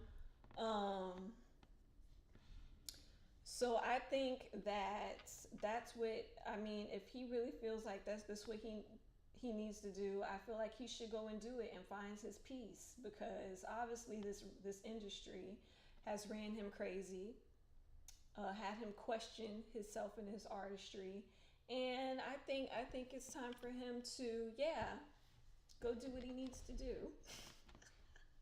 Honestly, my whole thoughts on the whole album, I really it needs to grow on me. Personally, for me, what I'm used to hearing, because like I'm a fan who listened to all of his mixtapes, like when he was just coming out, right? And you know, his root is hip hop and rap, right? And I'm used to that from him, right? And this album is like so not that, which I mean, like, it still has pretty much hip hop roots and stuff to it, but it just isn't, for me personally, it's not as exciting as the mixtape. That's just my personal opinion. But like I said, maybe it needs to grow on me for me to like feel something. But I will tell you something. I love that Erykah Badu track. That Erykah Badu track. I just loved it. I loved everything about it. I love the message. Man, it sounded like old school hip hop, jazz. Like, I just loved it. And oh my, you seen like Erykah Badu tweet back to RM, and like she just did the whole spiritual thing, lighting the candles, blessing him, wishing him fortune, and I just love the whole my tribe, your tribe, us coming together. Like, it was just so nice. Like, I don't even know how he got her on that album. Like, you don't understand. Erykah Badu don't collaborate with just any old body. Like, she literally. She does not come out for anybody. She really doesn't. Like, she's a very low-key she's an artist. Like, And I grew up on Erica Badu, you know, like I grew up on her music. Like she has set the sound for neo soul, like what it is today. And yeah, I literally grew up. Erica Badu came out when I was like in middle school. Like I literally grew up on Erica Badu. So I was just so amazed he even got her. Like how, like what kind of connections y'all got? Where, like how y'all got her number? Jeez. I'm not surprised by the Anderson Park collab. I'm not surprised by that. Like he been teasing, he been working with him, so I'm not.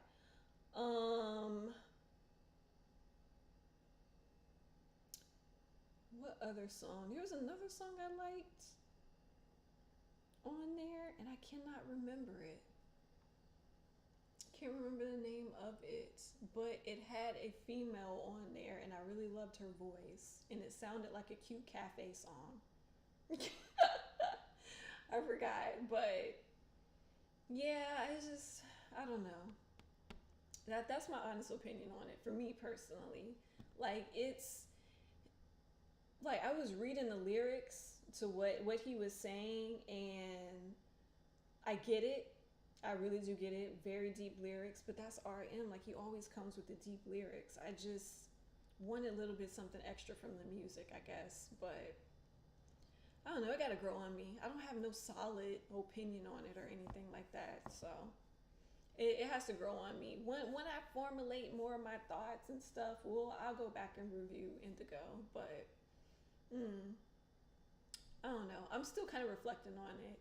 And the crazy part is, like, when I was listening to the Wildflower song, like, I was like, wow, like, this is everything. This was everything that I seen in the cards. Like, this was everything, like I seen, like, the whole internal struggle and everything, and him being kind of confused and all, if you go back to my birthday reading on him, you'll see everything. It was like the exact thing like I saw in the cards, that exact reading. Like it was crazy. I was like, wow, he really was like internally struggling like that. Like that's crazy. I picked up on that. But yeah, that's what I thought when I was watching Wildflower. I was like, okay. What do you say? That was kind of surprised with the collab of Mahala and Erica features was a surprise. I know all of it was like a surprise. Paul Blanco too was there. I don't know Paul Blanco, so but yeah, all of it was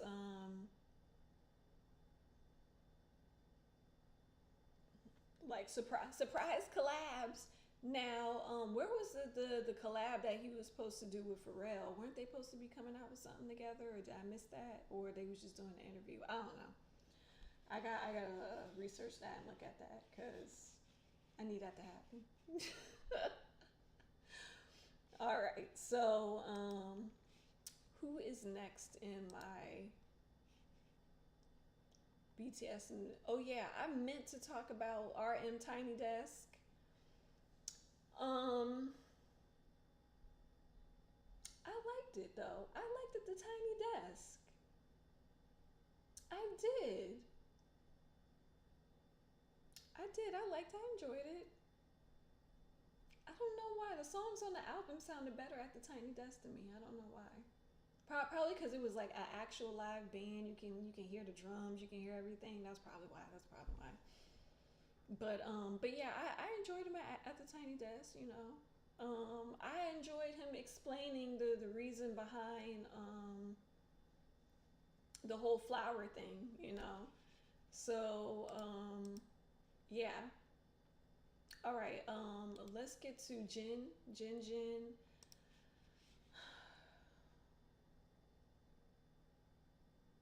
Jin had to tell y'all don't come to the military enlistment.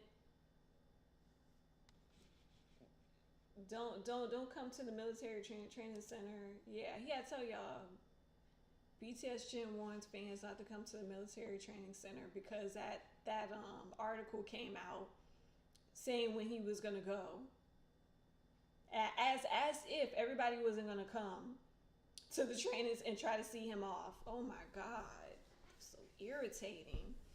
Ever since BTS announced their enlistment one by one, starting with Jin, it seems like the whole world was alerted and kept watching when was the fateful day going to come. The fans are alerted even more when a fan wrote on Weverse, "Oprah, your birthday is next month. Are you excited?" In which he jokingly replied, "No, I'm at the front line." Oh my god.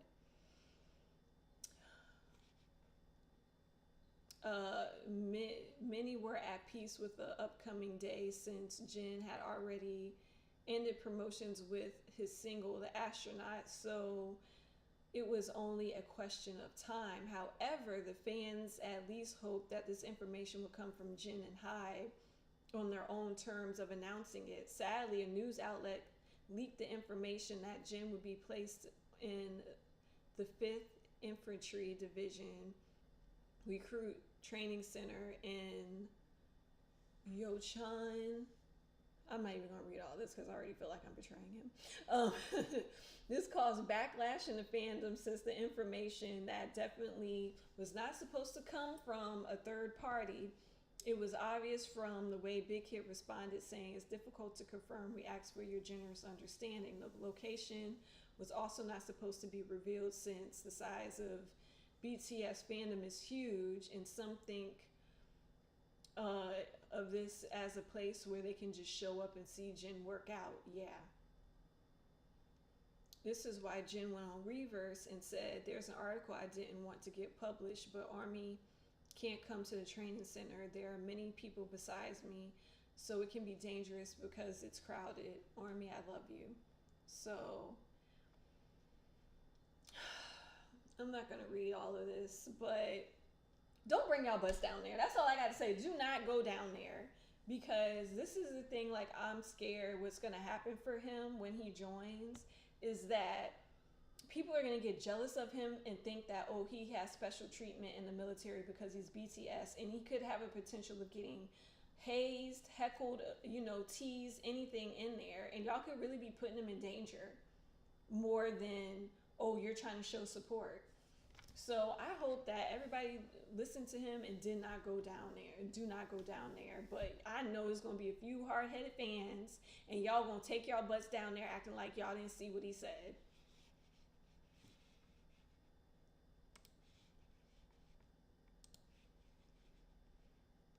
All right. So, my last topic, is going to be, which really made me mad. Hybe's employee exposed for trying to sell BTSV private schedule. Hybe, I knew I could never trust you. I knew it.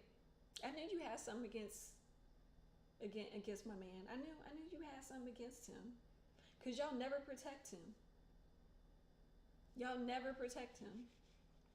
Y'all be acting like he can't do no solos. Y'all really got something against him, don't y'all? Selling private information is sadly nothing new in the entertainment industry. For the highest price, you can nearly know anything about anyone. But it's even sadder when this kind of information is coming from people who are supposed to be close to you and who are supposed to keep things confidential. When BTSV flew to Paris, many fans were curious about the mysterious schedule and project he was cooking up, and if it was just a simple trip. However, someone tried to use the curiosity for their financial benefit. One of Hybe's employees contacted the page Kpop in Paris and tried to sell them confidential information about Tae's schedule and the people he was with for $350. Girl, $350, girl, that's it.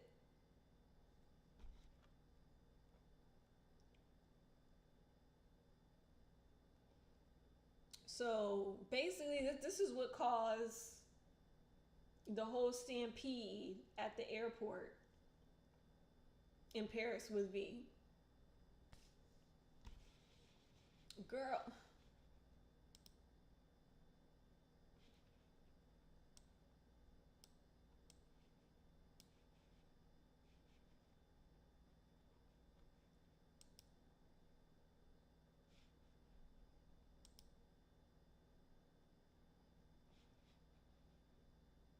I don't trust their company either.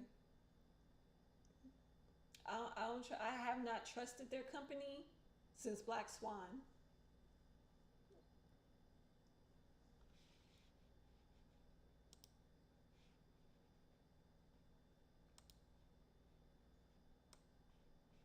You came. Hey, you. Hey, Giselle.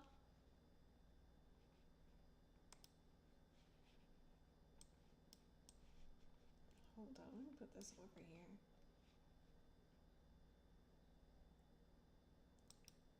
Didn't they leak Jen's? They sure did. They leaked Jimin's stuff regarding his insurance. Sure did. That pissed me off too.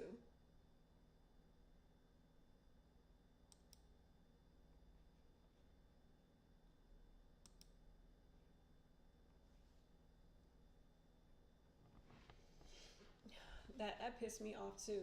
Like, what is going on with their company? Your company never like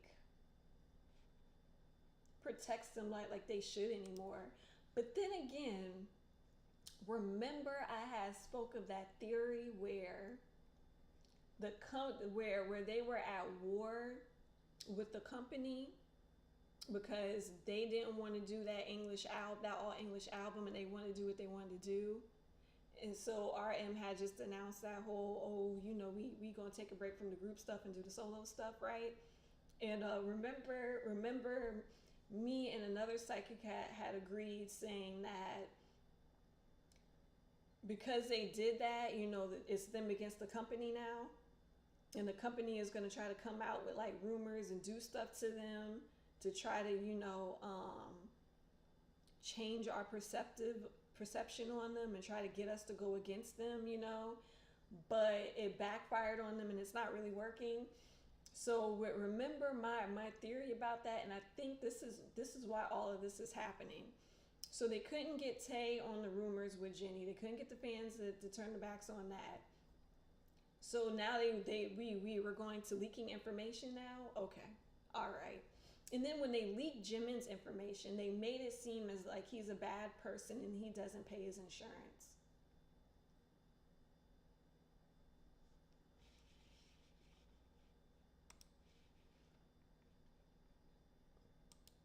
Did you see J Hope's speech at the Mama Award recently? Yeah, I did.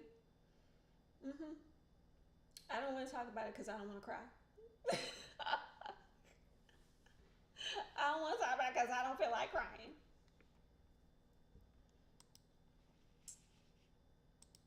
But yeah, that just, can you believe this? Like, this just, I was gonna hold off on trying to get the dragons to come and burn your whole building down. I was gonna try to hold off and give y'all a chance. But I might not hold off too much longer. I might get the dragons to come down and just burn down your whole building. Cause I'm tired of y'all. I'm really tired because you're not treating BTS right. You're not even treating TXT right. And after this documentary, I seen the from you ain't even teaching. You ain't even treating them right. You got them on these extreme diets and want them to dance as hard as they dancing. Y'all, don't get me started on that documentary. That make me hot.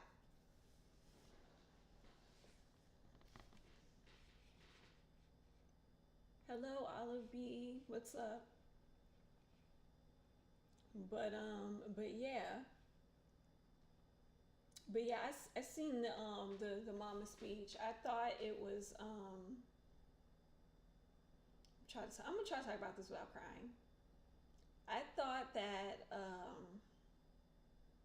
it was creative how he did it, where he just brought Jen up on the phone to say something. At the same time, it was so sad. It was just like, I'm not ready for this military life right here. You know, I thought I was ready. I don't know if I'm ready anymore. But it gotta happen. It just gotta happen. He didn't do anything about it. It just gotta happen. You just gotta do the military life, y'all. But yeah, I think that's all I have on my BTS news roster was those stories.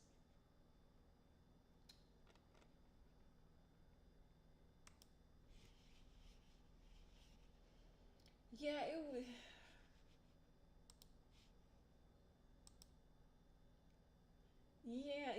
It was sad. It was sad, and like I didn't enjoy seeing like the sad look on J Hope's face too when Jen was saying, "Oh, I'm not gonna have an appearance," or see you got like his face went from happy to sad. I'm like, "Oh Lord, Lord, is y'all gonna make it BTS?"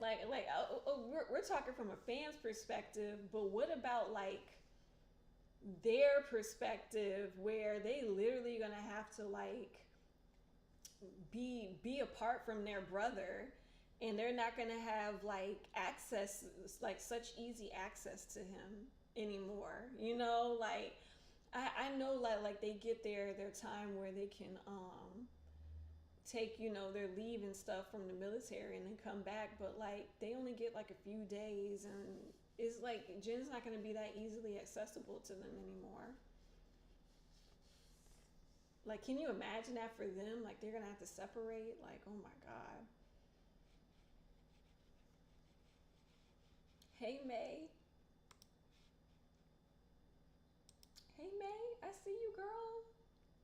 What's up, girl? Y'all miss half of the y'all miss my mama's awards thing, and my MMA one. Y'all missed my review on that.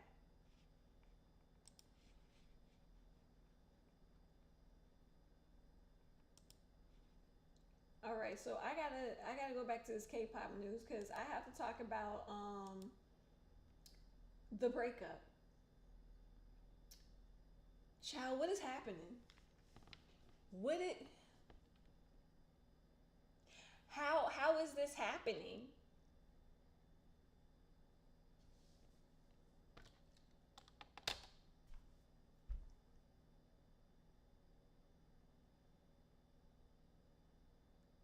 Girl, they broke up. They how? Child, we gonna get into this because I wanted to pull I wanted to pull like some cards for this. I wanted to pull some cards for this because I'm trying to get how did this happen? You left the company, and now I didn't see this coming at all.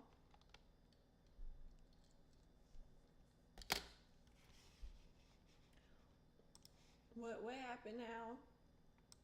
Oh yeah, you gotta catch the replay. Um, I kind of expected this after Ping Pong song. I didn't. Oh my, I did not see this coming at all. I really wonder if they're actually going to get married. Me too. But they had the whole engagement ring and everything, and they said that, oh, we could get married when we want. I'm sorry, but this whole situation is stupid. Don't do that to them. How long had they been? Girl, they've been together for years. Yeah, 5 years they've been together. Got kicked out of companies just to be together. What you talking about? Y'all getting married. It did. Their relationship wasn't stable. Oh, don't appear stable to me.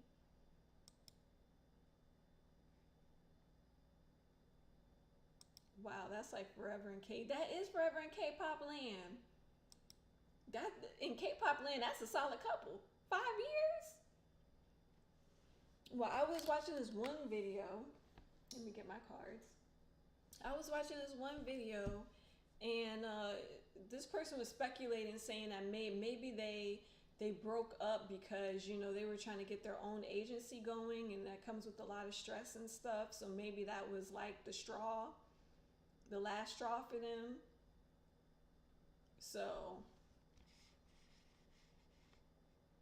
them ugly gumball machine. I'm not reading May's comments. I'm not reading May's comments. They was a beautiful ride or die couple, and we're gonna leave it like that.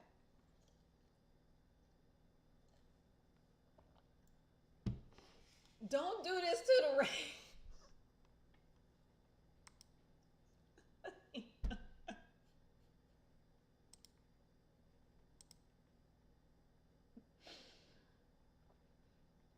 I'm sorry, but those rings was not cute. Don't do them to the rings.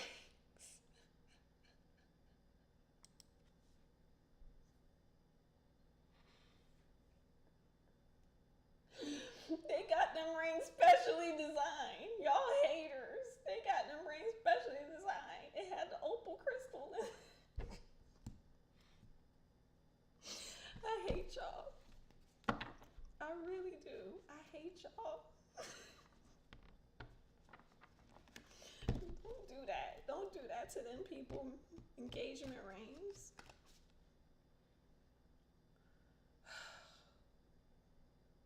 I'm not gonna lie, those rings were ugly.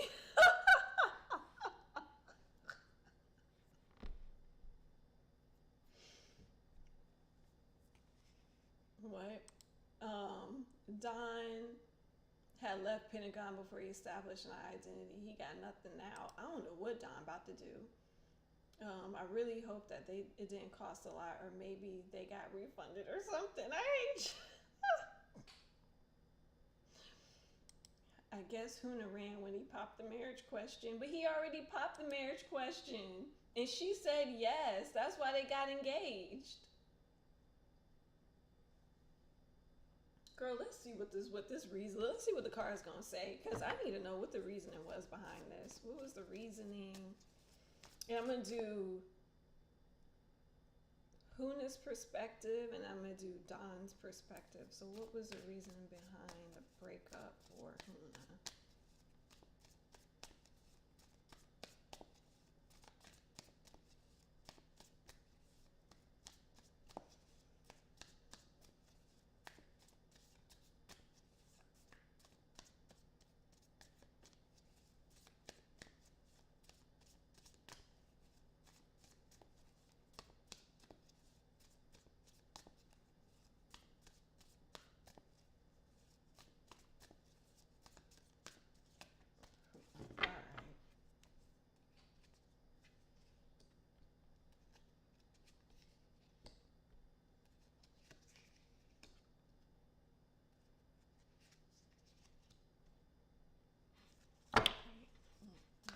Reason behind the breakup for Don.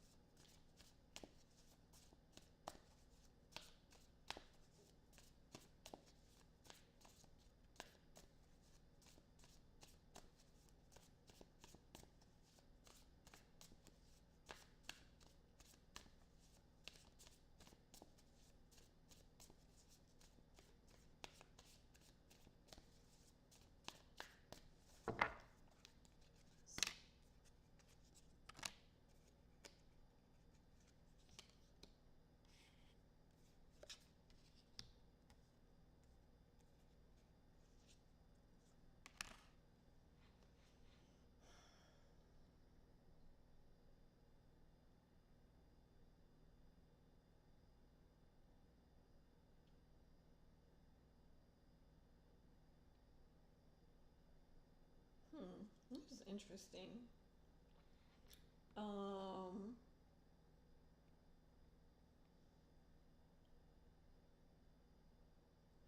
So Huna's side of things, right? I'm getting a feeling like she was undecided if she really wanted the marriage life, if she really wanted to get married and have the kids and and do that whole thing, right? She was a little bit confused if that's what she really wanted, if she wanted to do that now, or whatever was happening. Let me see.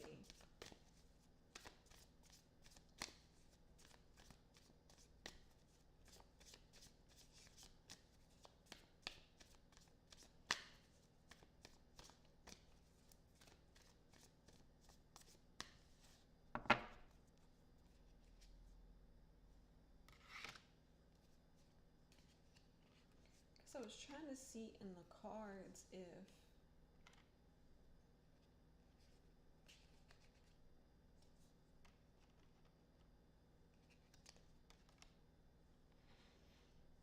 okay. So yeah, that's what it was really about. It was about money. So basically,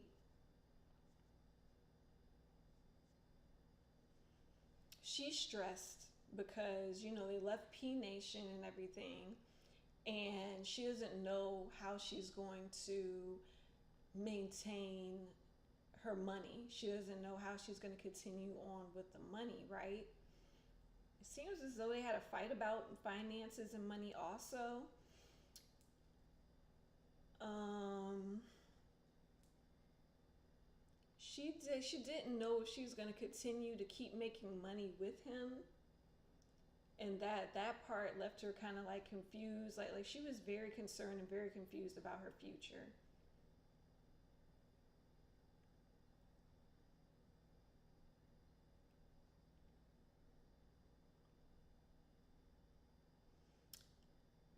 I think I don't know, cause I'm honestly getting the feeling like they mutually decided to break up. Like they mutually decided to part ways. Cause I got money cards, and then like on Don's side, I got like Four of Pentacles, which he's holding his money. So I feel like they kind of got into a dispute about the money thing. Like he wanted to hold on to what he had, what little he had, and she was trying to work out a way of how they was going to still make money after all of this. Also, it seems like on Don's side, like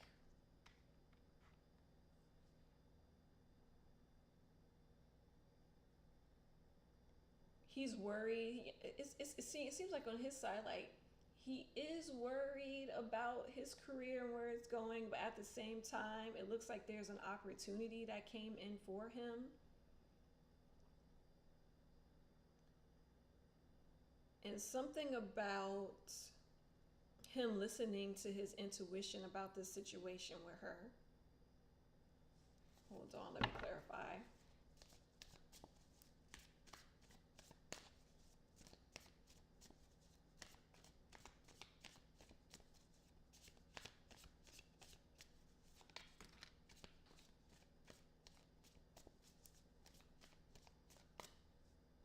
Let's see. Yeah, I got two walking aways. This was a mutual split.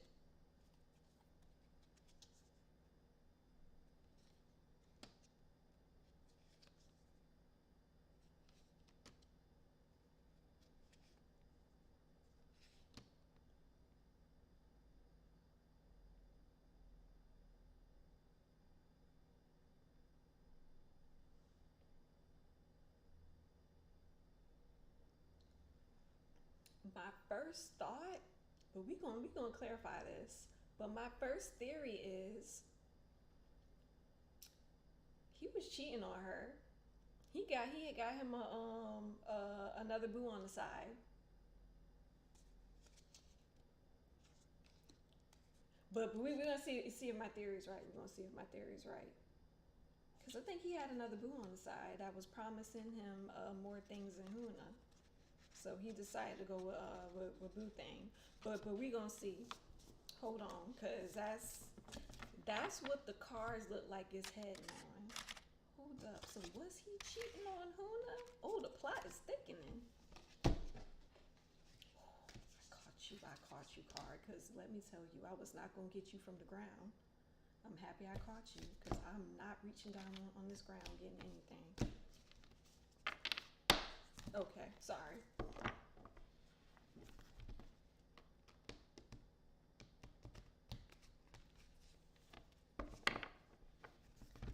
Wait, a tarot reader got the same thing? Girl, hold on, let me.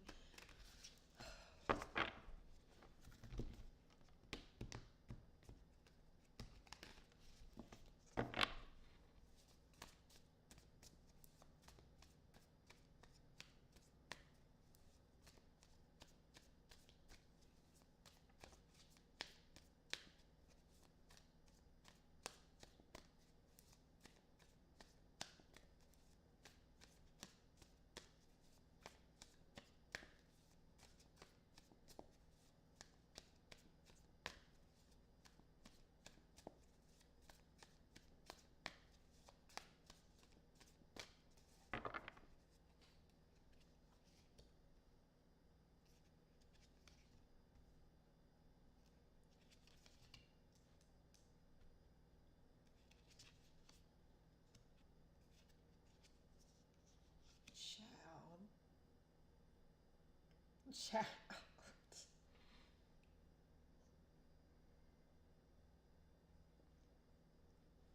Wow. Wasn't expecting that plot twist. Wow. You really cheat on this girl? Girl, the crazy part is I got a tower at the end. Fix it, Jesus.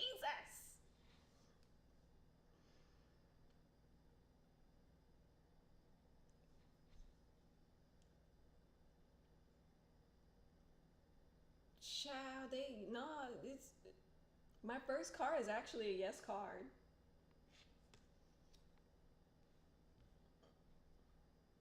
Oh yeah, oh yeah. So, and I feel like this woman is an older woman, and she works like in the background of K-pop, and she probably was all up in his ear, promising that she gonna help him and all that stuff. Girl packed up his things, left Huna. I think this is why this breakup was so abrupt because she found out he was cheating. Hold on, let's cards give me all their business. So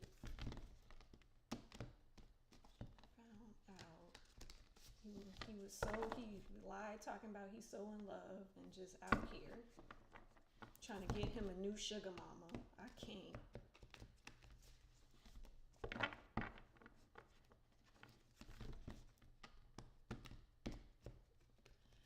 Oh, Olivia. He out here cheating on Huna.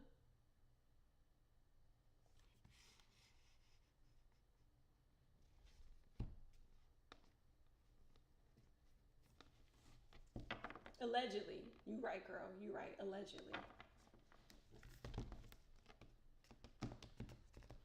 Hold up. Hold up. So, wait. When she...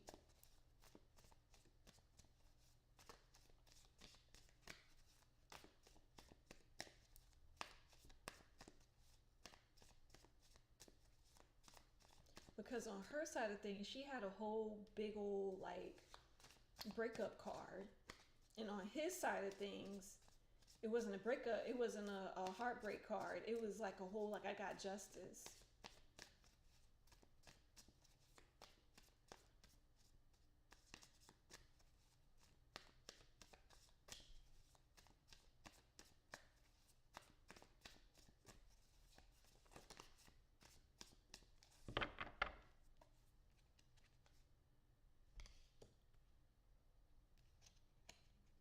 She was trying to balance two things at once. She felt like she was at a standstill. Oh, yeah. Oh, yeah.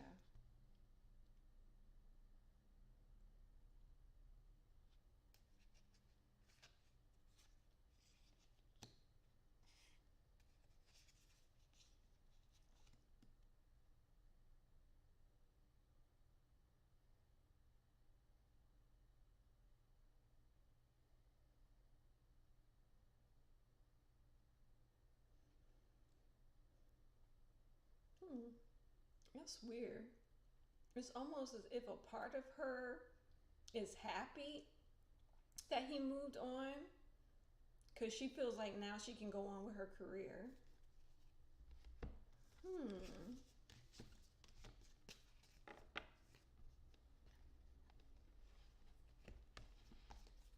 So she must have didn't break off the engagement. He did.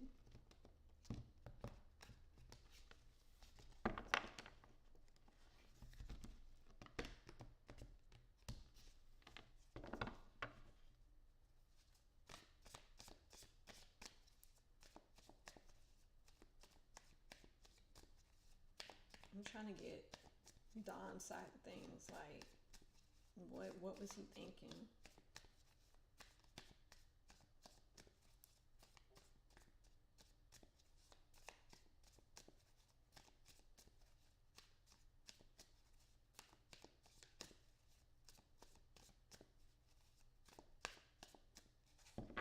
Um. So maybe he was sort of holding her back in a way. I think they were both holding each other back in a way, to be honest with you. And I also think, like, um, I really think that money was an issue in this relationship a lot because she was the top earner. That's crazy though, because I just came across sometime this week on Twitter saying how like studies show that um relationships where the women are high earners in a relationship are more prone to like divorce or to break up because basically men don't really like when women out earn them. So this could be one of those cases where it was like that, where she making all of the money, but he's not making up to what she's earning.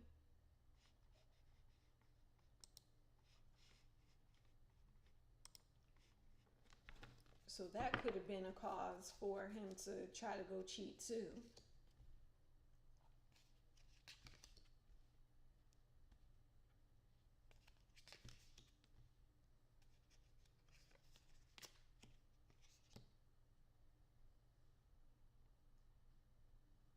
I don't think that he felt very strong in this relationship.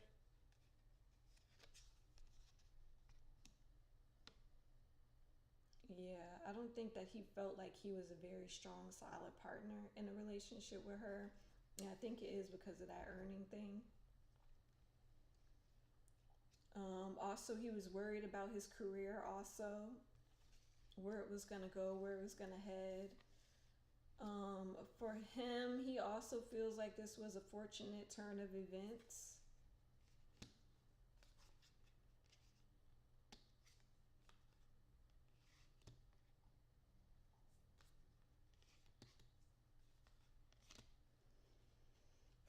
Whoever this other woman was, he likes her better. I don't.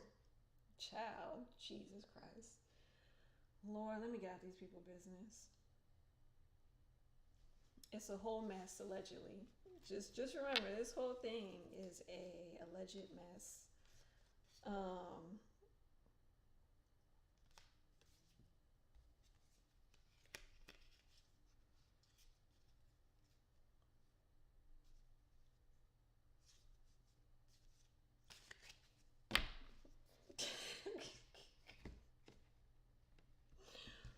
I was not expecting that.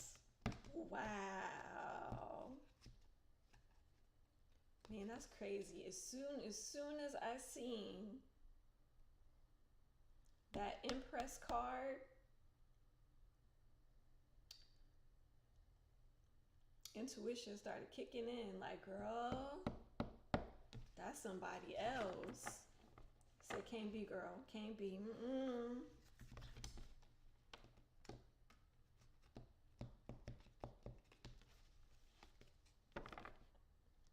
gonna get out their business. I'm gonna get out y'all business and let y'all work that out amongst yourself. Okay, hold on. Let me go to the chat. What y'all talking about? Oh man, people are spreading rumors that she cheated on him. The other way around, because she has nothing but heartbreak cards, and he don't. Now, one heartbreak card came up when I'm reading him alone. Hold on, I wonder, did he fall out of love with her? Hold on.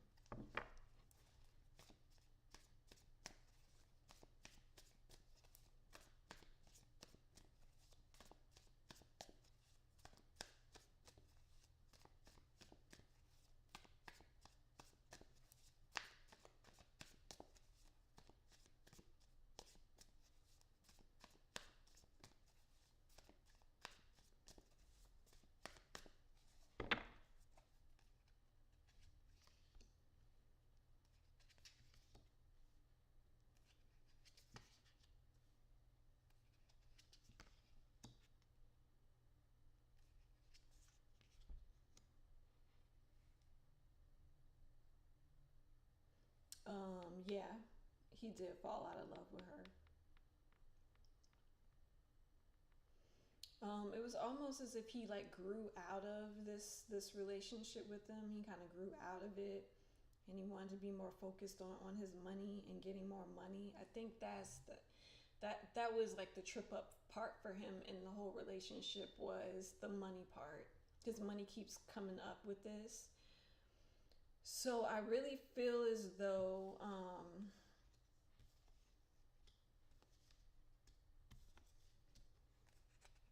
I wonder if he felt like she was blocking him.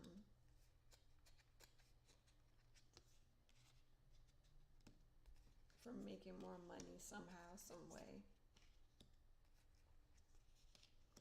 He has like offers and projects and stuff on the table that he can go for. Like, he has people that want to work with him. So I think that's too why he probably felt like he couldn't do whatever he needed to in a relationship with her, probably. You know how men think.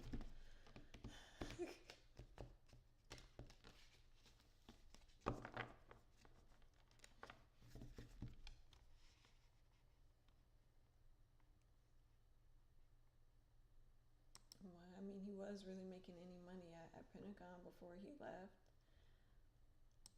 No, I already know Cube wasn't paying Pentagon because they wouldn't let him have a comeback. They only had one good comeback. Fortune turning events, like what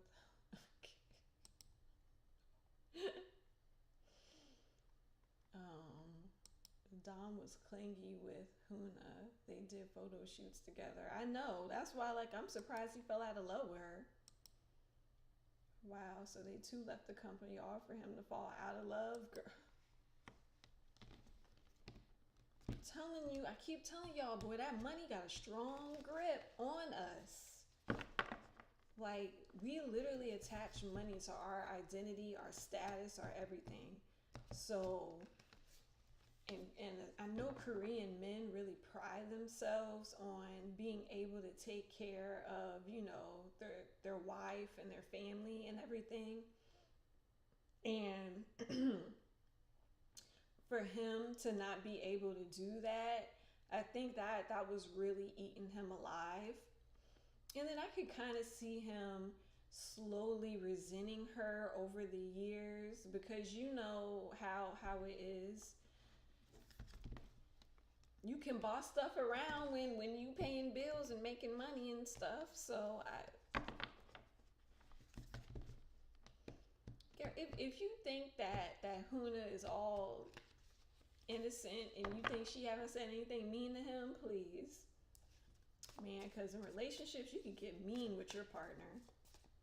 I don't know what makes that stuff come out, but somehow in relationships, boy, people just meanness come out.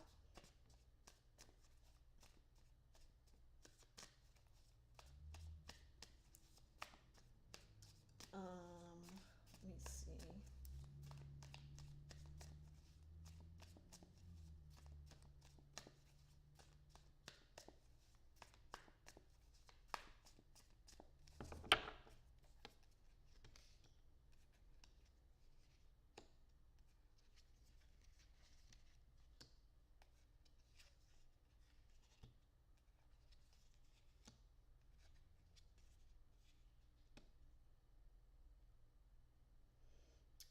He actually might be signing with another company. He might be signing with another company, so keep your eye on that. He might actually be signing with another company.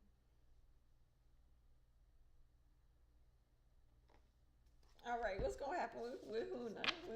What baby girl gonna do?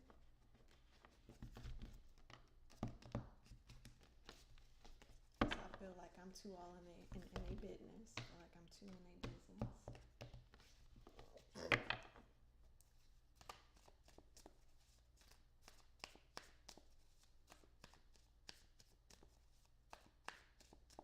You know what also could have happened also is like maybe he just wanted to go with another company without her there, so maybe he can flourish. Because maybe in P Nation he felt like the focus was too much on her and not enough on him. So that could happen too.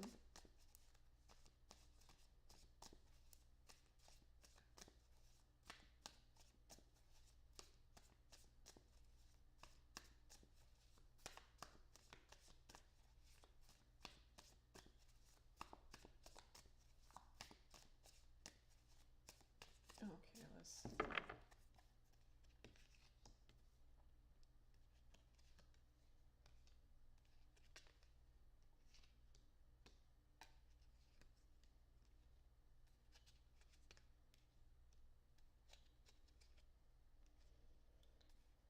I hope Huna makes a whole breakup album. Hope she makes a whole breakup album about Dawn, and that will revive her career back. Okay, I'm just saying it. I'm not reading cards. um, so yeah, this really rocked her. This really shook her. She will eventually move on. She will get her motivation back to work again. She will get her passion back to work and perform again.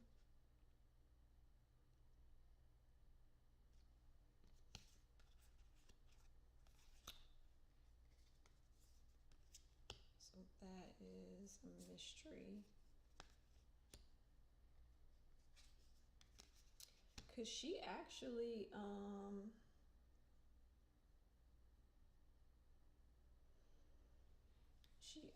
could go on tour. So I wonder if that's the decision she's making after this whole breakup to go on tour or not again. Because the touring is going to get her money back up. Yeah. She might decide to tour again. And she might reinvent herself. She's probably going to end up reinventing herself, touring.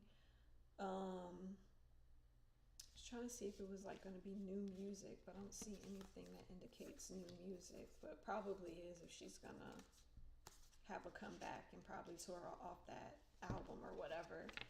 So yeah, she's just gonna move on. And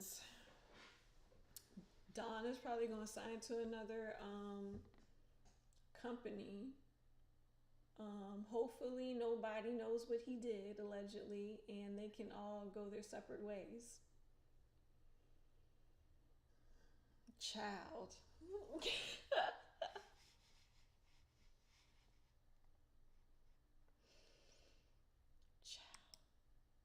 Wow. So like I just.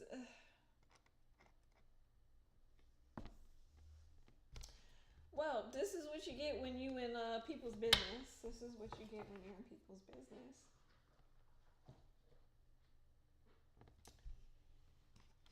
Well, that's all I got. That is all I have. Anybody got anything they want to say?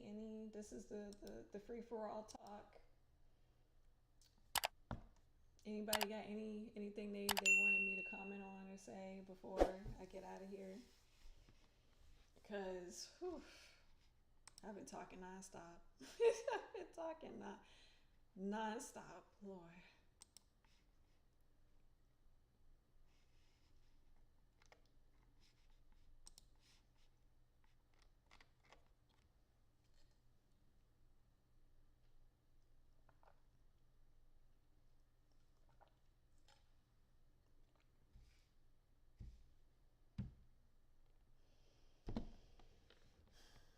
Did my light go out? My light went all the way out. All right.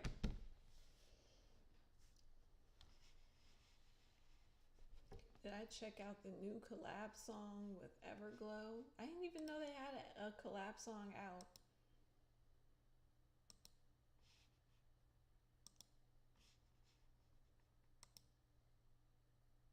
Everglow, yeah, I didn't even know they had a collab song out. It just came out. I didn't even know.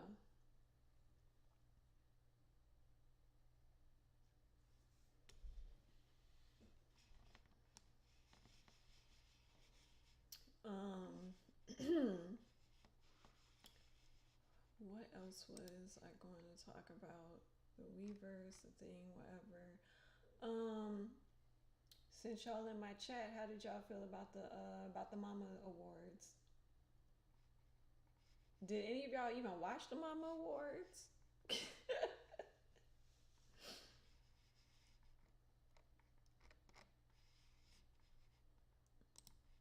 But I was praising earlier in my live. I was praising the Seraphim's performance from the from the MMA. So I had to give them their flowers for the year.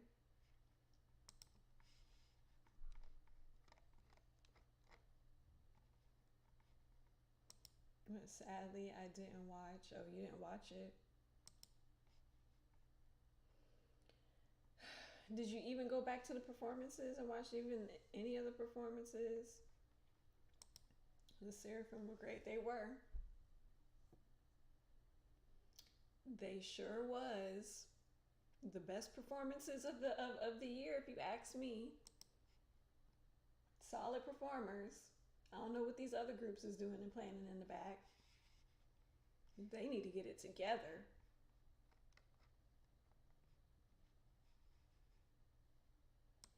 Yeah, I need to check them out. Check them out, girl, cause I'm standing. Girl, they done made me stand. I'm trying to go to the concerts and get the light stick for the Seraphim. Jeez. Girl, they had me in my living room hollering.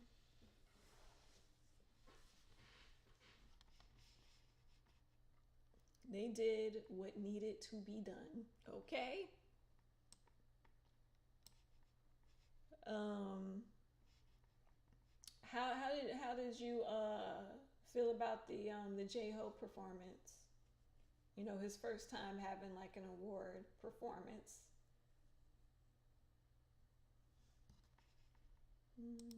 The girl group collab stage with yeah, I said that stage was cute. It was a cute stage. I thought it was really cute. Some of them girls in them groups ate that choreo up. I was like, okay. I wish you performed down like this in your own group, but that's okay though.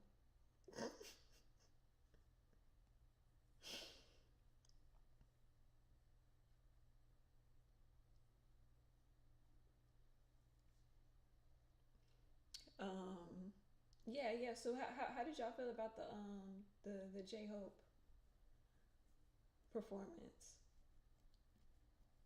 If anybody's seen it, because I know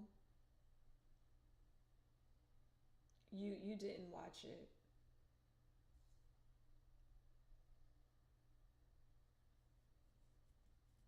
Why are you laughing at me, Olive B?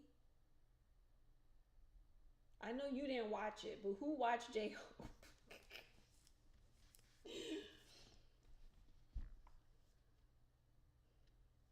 Somebody was in my Tumblr inbox going off about how J Hope looks so fine on the red carpet, and she forgot that I was happily married.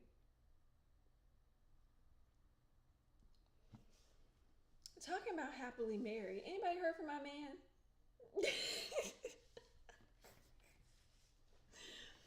Anybody heard from Jungkook? Anybody? I haven't seen my husband in days. Is he all right? Is he okay? Is he eating? Jeez. Has anybody seen my man? What? Oh my! I did. Oh, now I did see. Oh! You seen the red carpet look?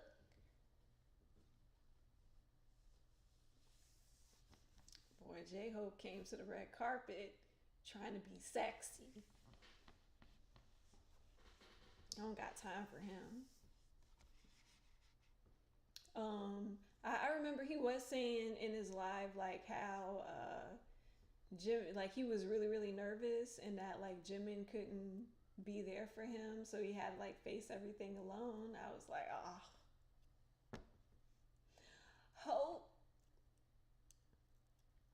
I felt so bad for him. I was like, dang, he had nobody there to try to help him through. I'm like, man, you got to get used to it, cause once they start hitting the military,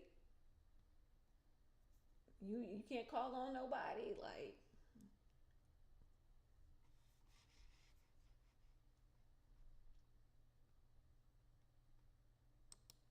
well, all I know is that he's back on his meat restaurant tour around. So, you know what? He is, isn't he? Oh my God. He just spotted at random restaurants and giving autographs. There you go. Like, what is going on with your life, Jungkook?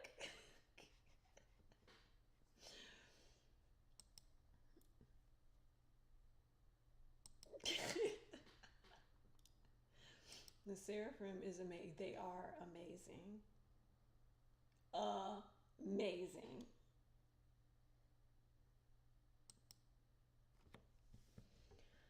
I don't know what Jungkook doing with his life. He really is at these random restaurants. Lord. But my thing is this, like, why can't you just order this stuff at your house? Like, I don't know. I just feel like he doesn't get peace anymore when he goes out in public. You know, like everybody want an autograph or something from him. But I low key think he like that. I low key think he likes stuff like that.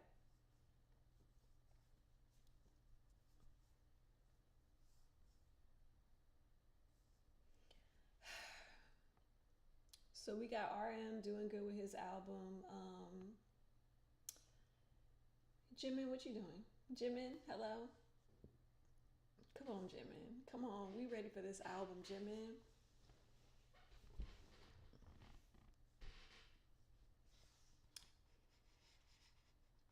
But he really does. I think you really do. I think you really do like that. Like he like going out in public with fans like around him and him signing autographs. I think he does like that.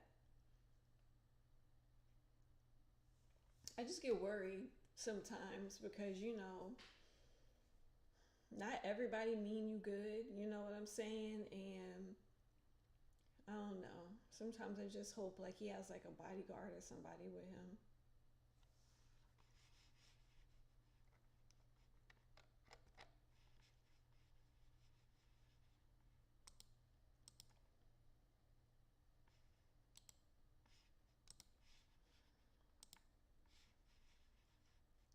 I need Jimin.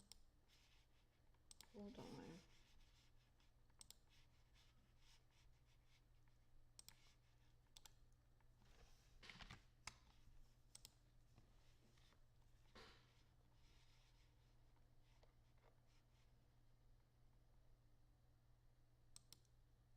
That's a real gangster movie.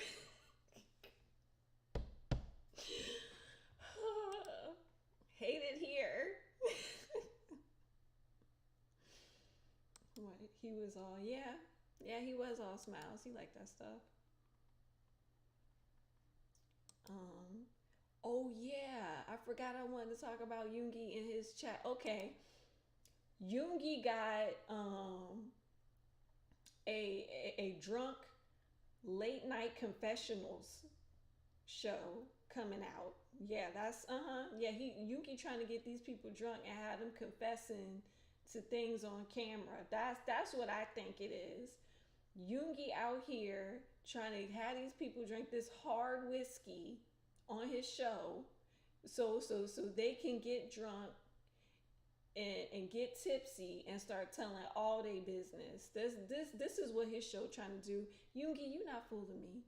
You not fooling me. If I was ever to go on your show, I would never drink anything.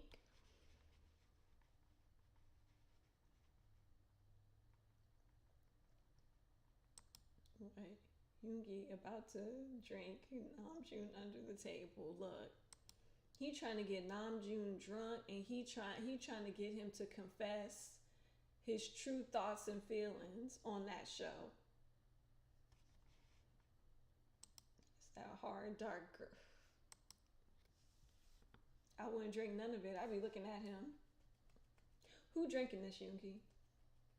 Who drinking this? Cause I'm not. All I know is my baby Jungkook better not go on that show because he always trying to get my baby drunk. He always trying to kill my baby with these drinks.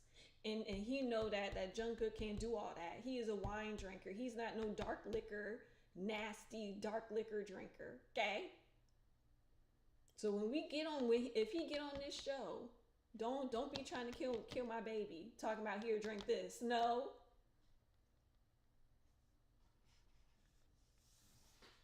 No. Do you remember when the Bon Voyage thing and he had took my baby down to the bar? Y'all, he took my baby down to the bar, ordering him all kinds of drinks my baby ain't never tasted before.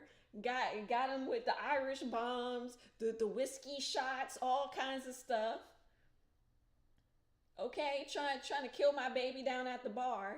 And the kicker is after Jungkook drunk all that stuff. The kicker is after he drunk all that stuff, Yumi turned around and said, "Oh, I'm tipsy. I can't even walk in here. I'm going back to the hotel," and left my baby out there tipsy and drunk in the middle of the town by himself, walking around. I said, "Sir, if you can't handle the liquor, why is we drinking this hard down at the bar?" Yoongi.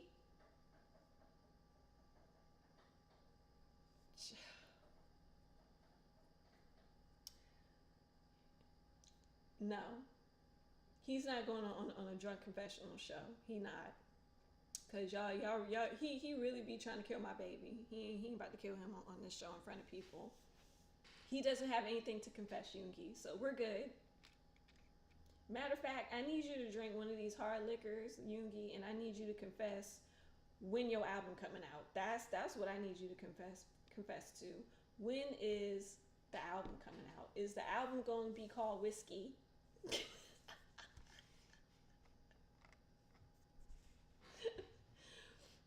Or the Irish bomb? He almost killed my baby on that Irish bomb. He almost killed my baby on the Irish bomb.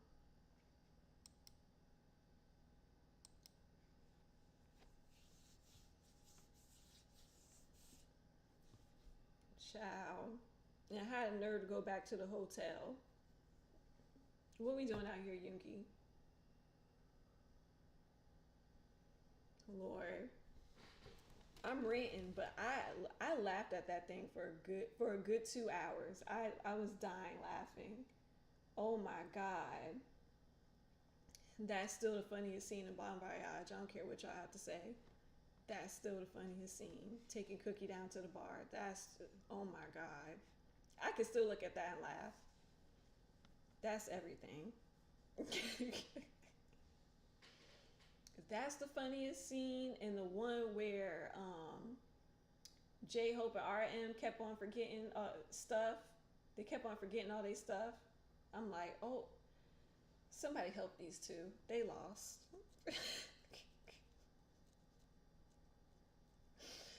Oh my god, that was hilarious. That was a whole sitcom in itself. But yeah. All right. Is there anything else y'all want me to talk about before I go? I was trying to think about anything I was missing because it's been whew, a K-pop news week for you. Jeez, like everything. Spotify had went out of control. We had award shows. We had Chu from Luna going through it. Um, shows were being announced. I think Jin was had his astronaut merch stuff come out. I didn't even watch it. I was just we got the verdict on Chris. We had a lot of stuff. I had a lot of stuff to talk about. I almost didn't do this live. I was like, there's too much stuff to talk about. It's too much stuff. All right. Well, let me get out of here. You guys can watch the playback on whatever I was saying. And I hope that everybody have a good week. Hold on, let me. Okay. But yeah, I hope everybody have a good week and everything. My next live, I think the main reading I'm gonna be doing is The Boys. I don't even think I'm gonna do main live readings anymore, because weirdly on my YouTube analytics, like, people want me to talk about the topics more than my readings, so I might just tape my readings now and just do that, and just the live will be a chit chat or something. But yeah, hopefully, probably my next live, yeah, will probably be, if there's no big news, then I'm probably just gonna do the boys reading live, and then I still got to do my 10 reading, but I'm gonna film my 10 reading.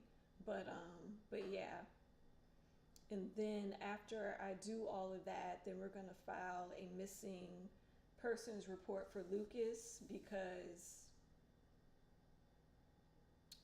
some ain't right, some not right at SM. So anyways, um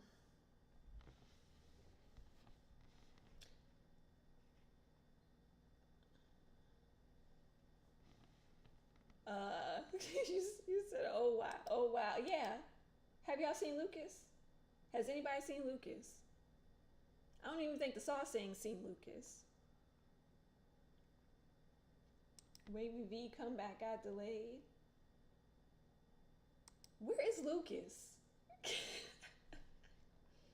I'm filing missing persons complaint. I'm tired of this.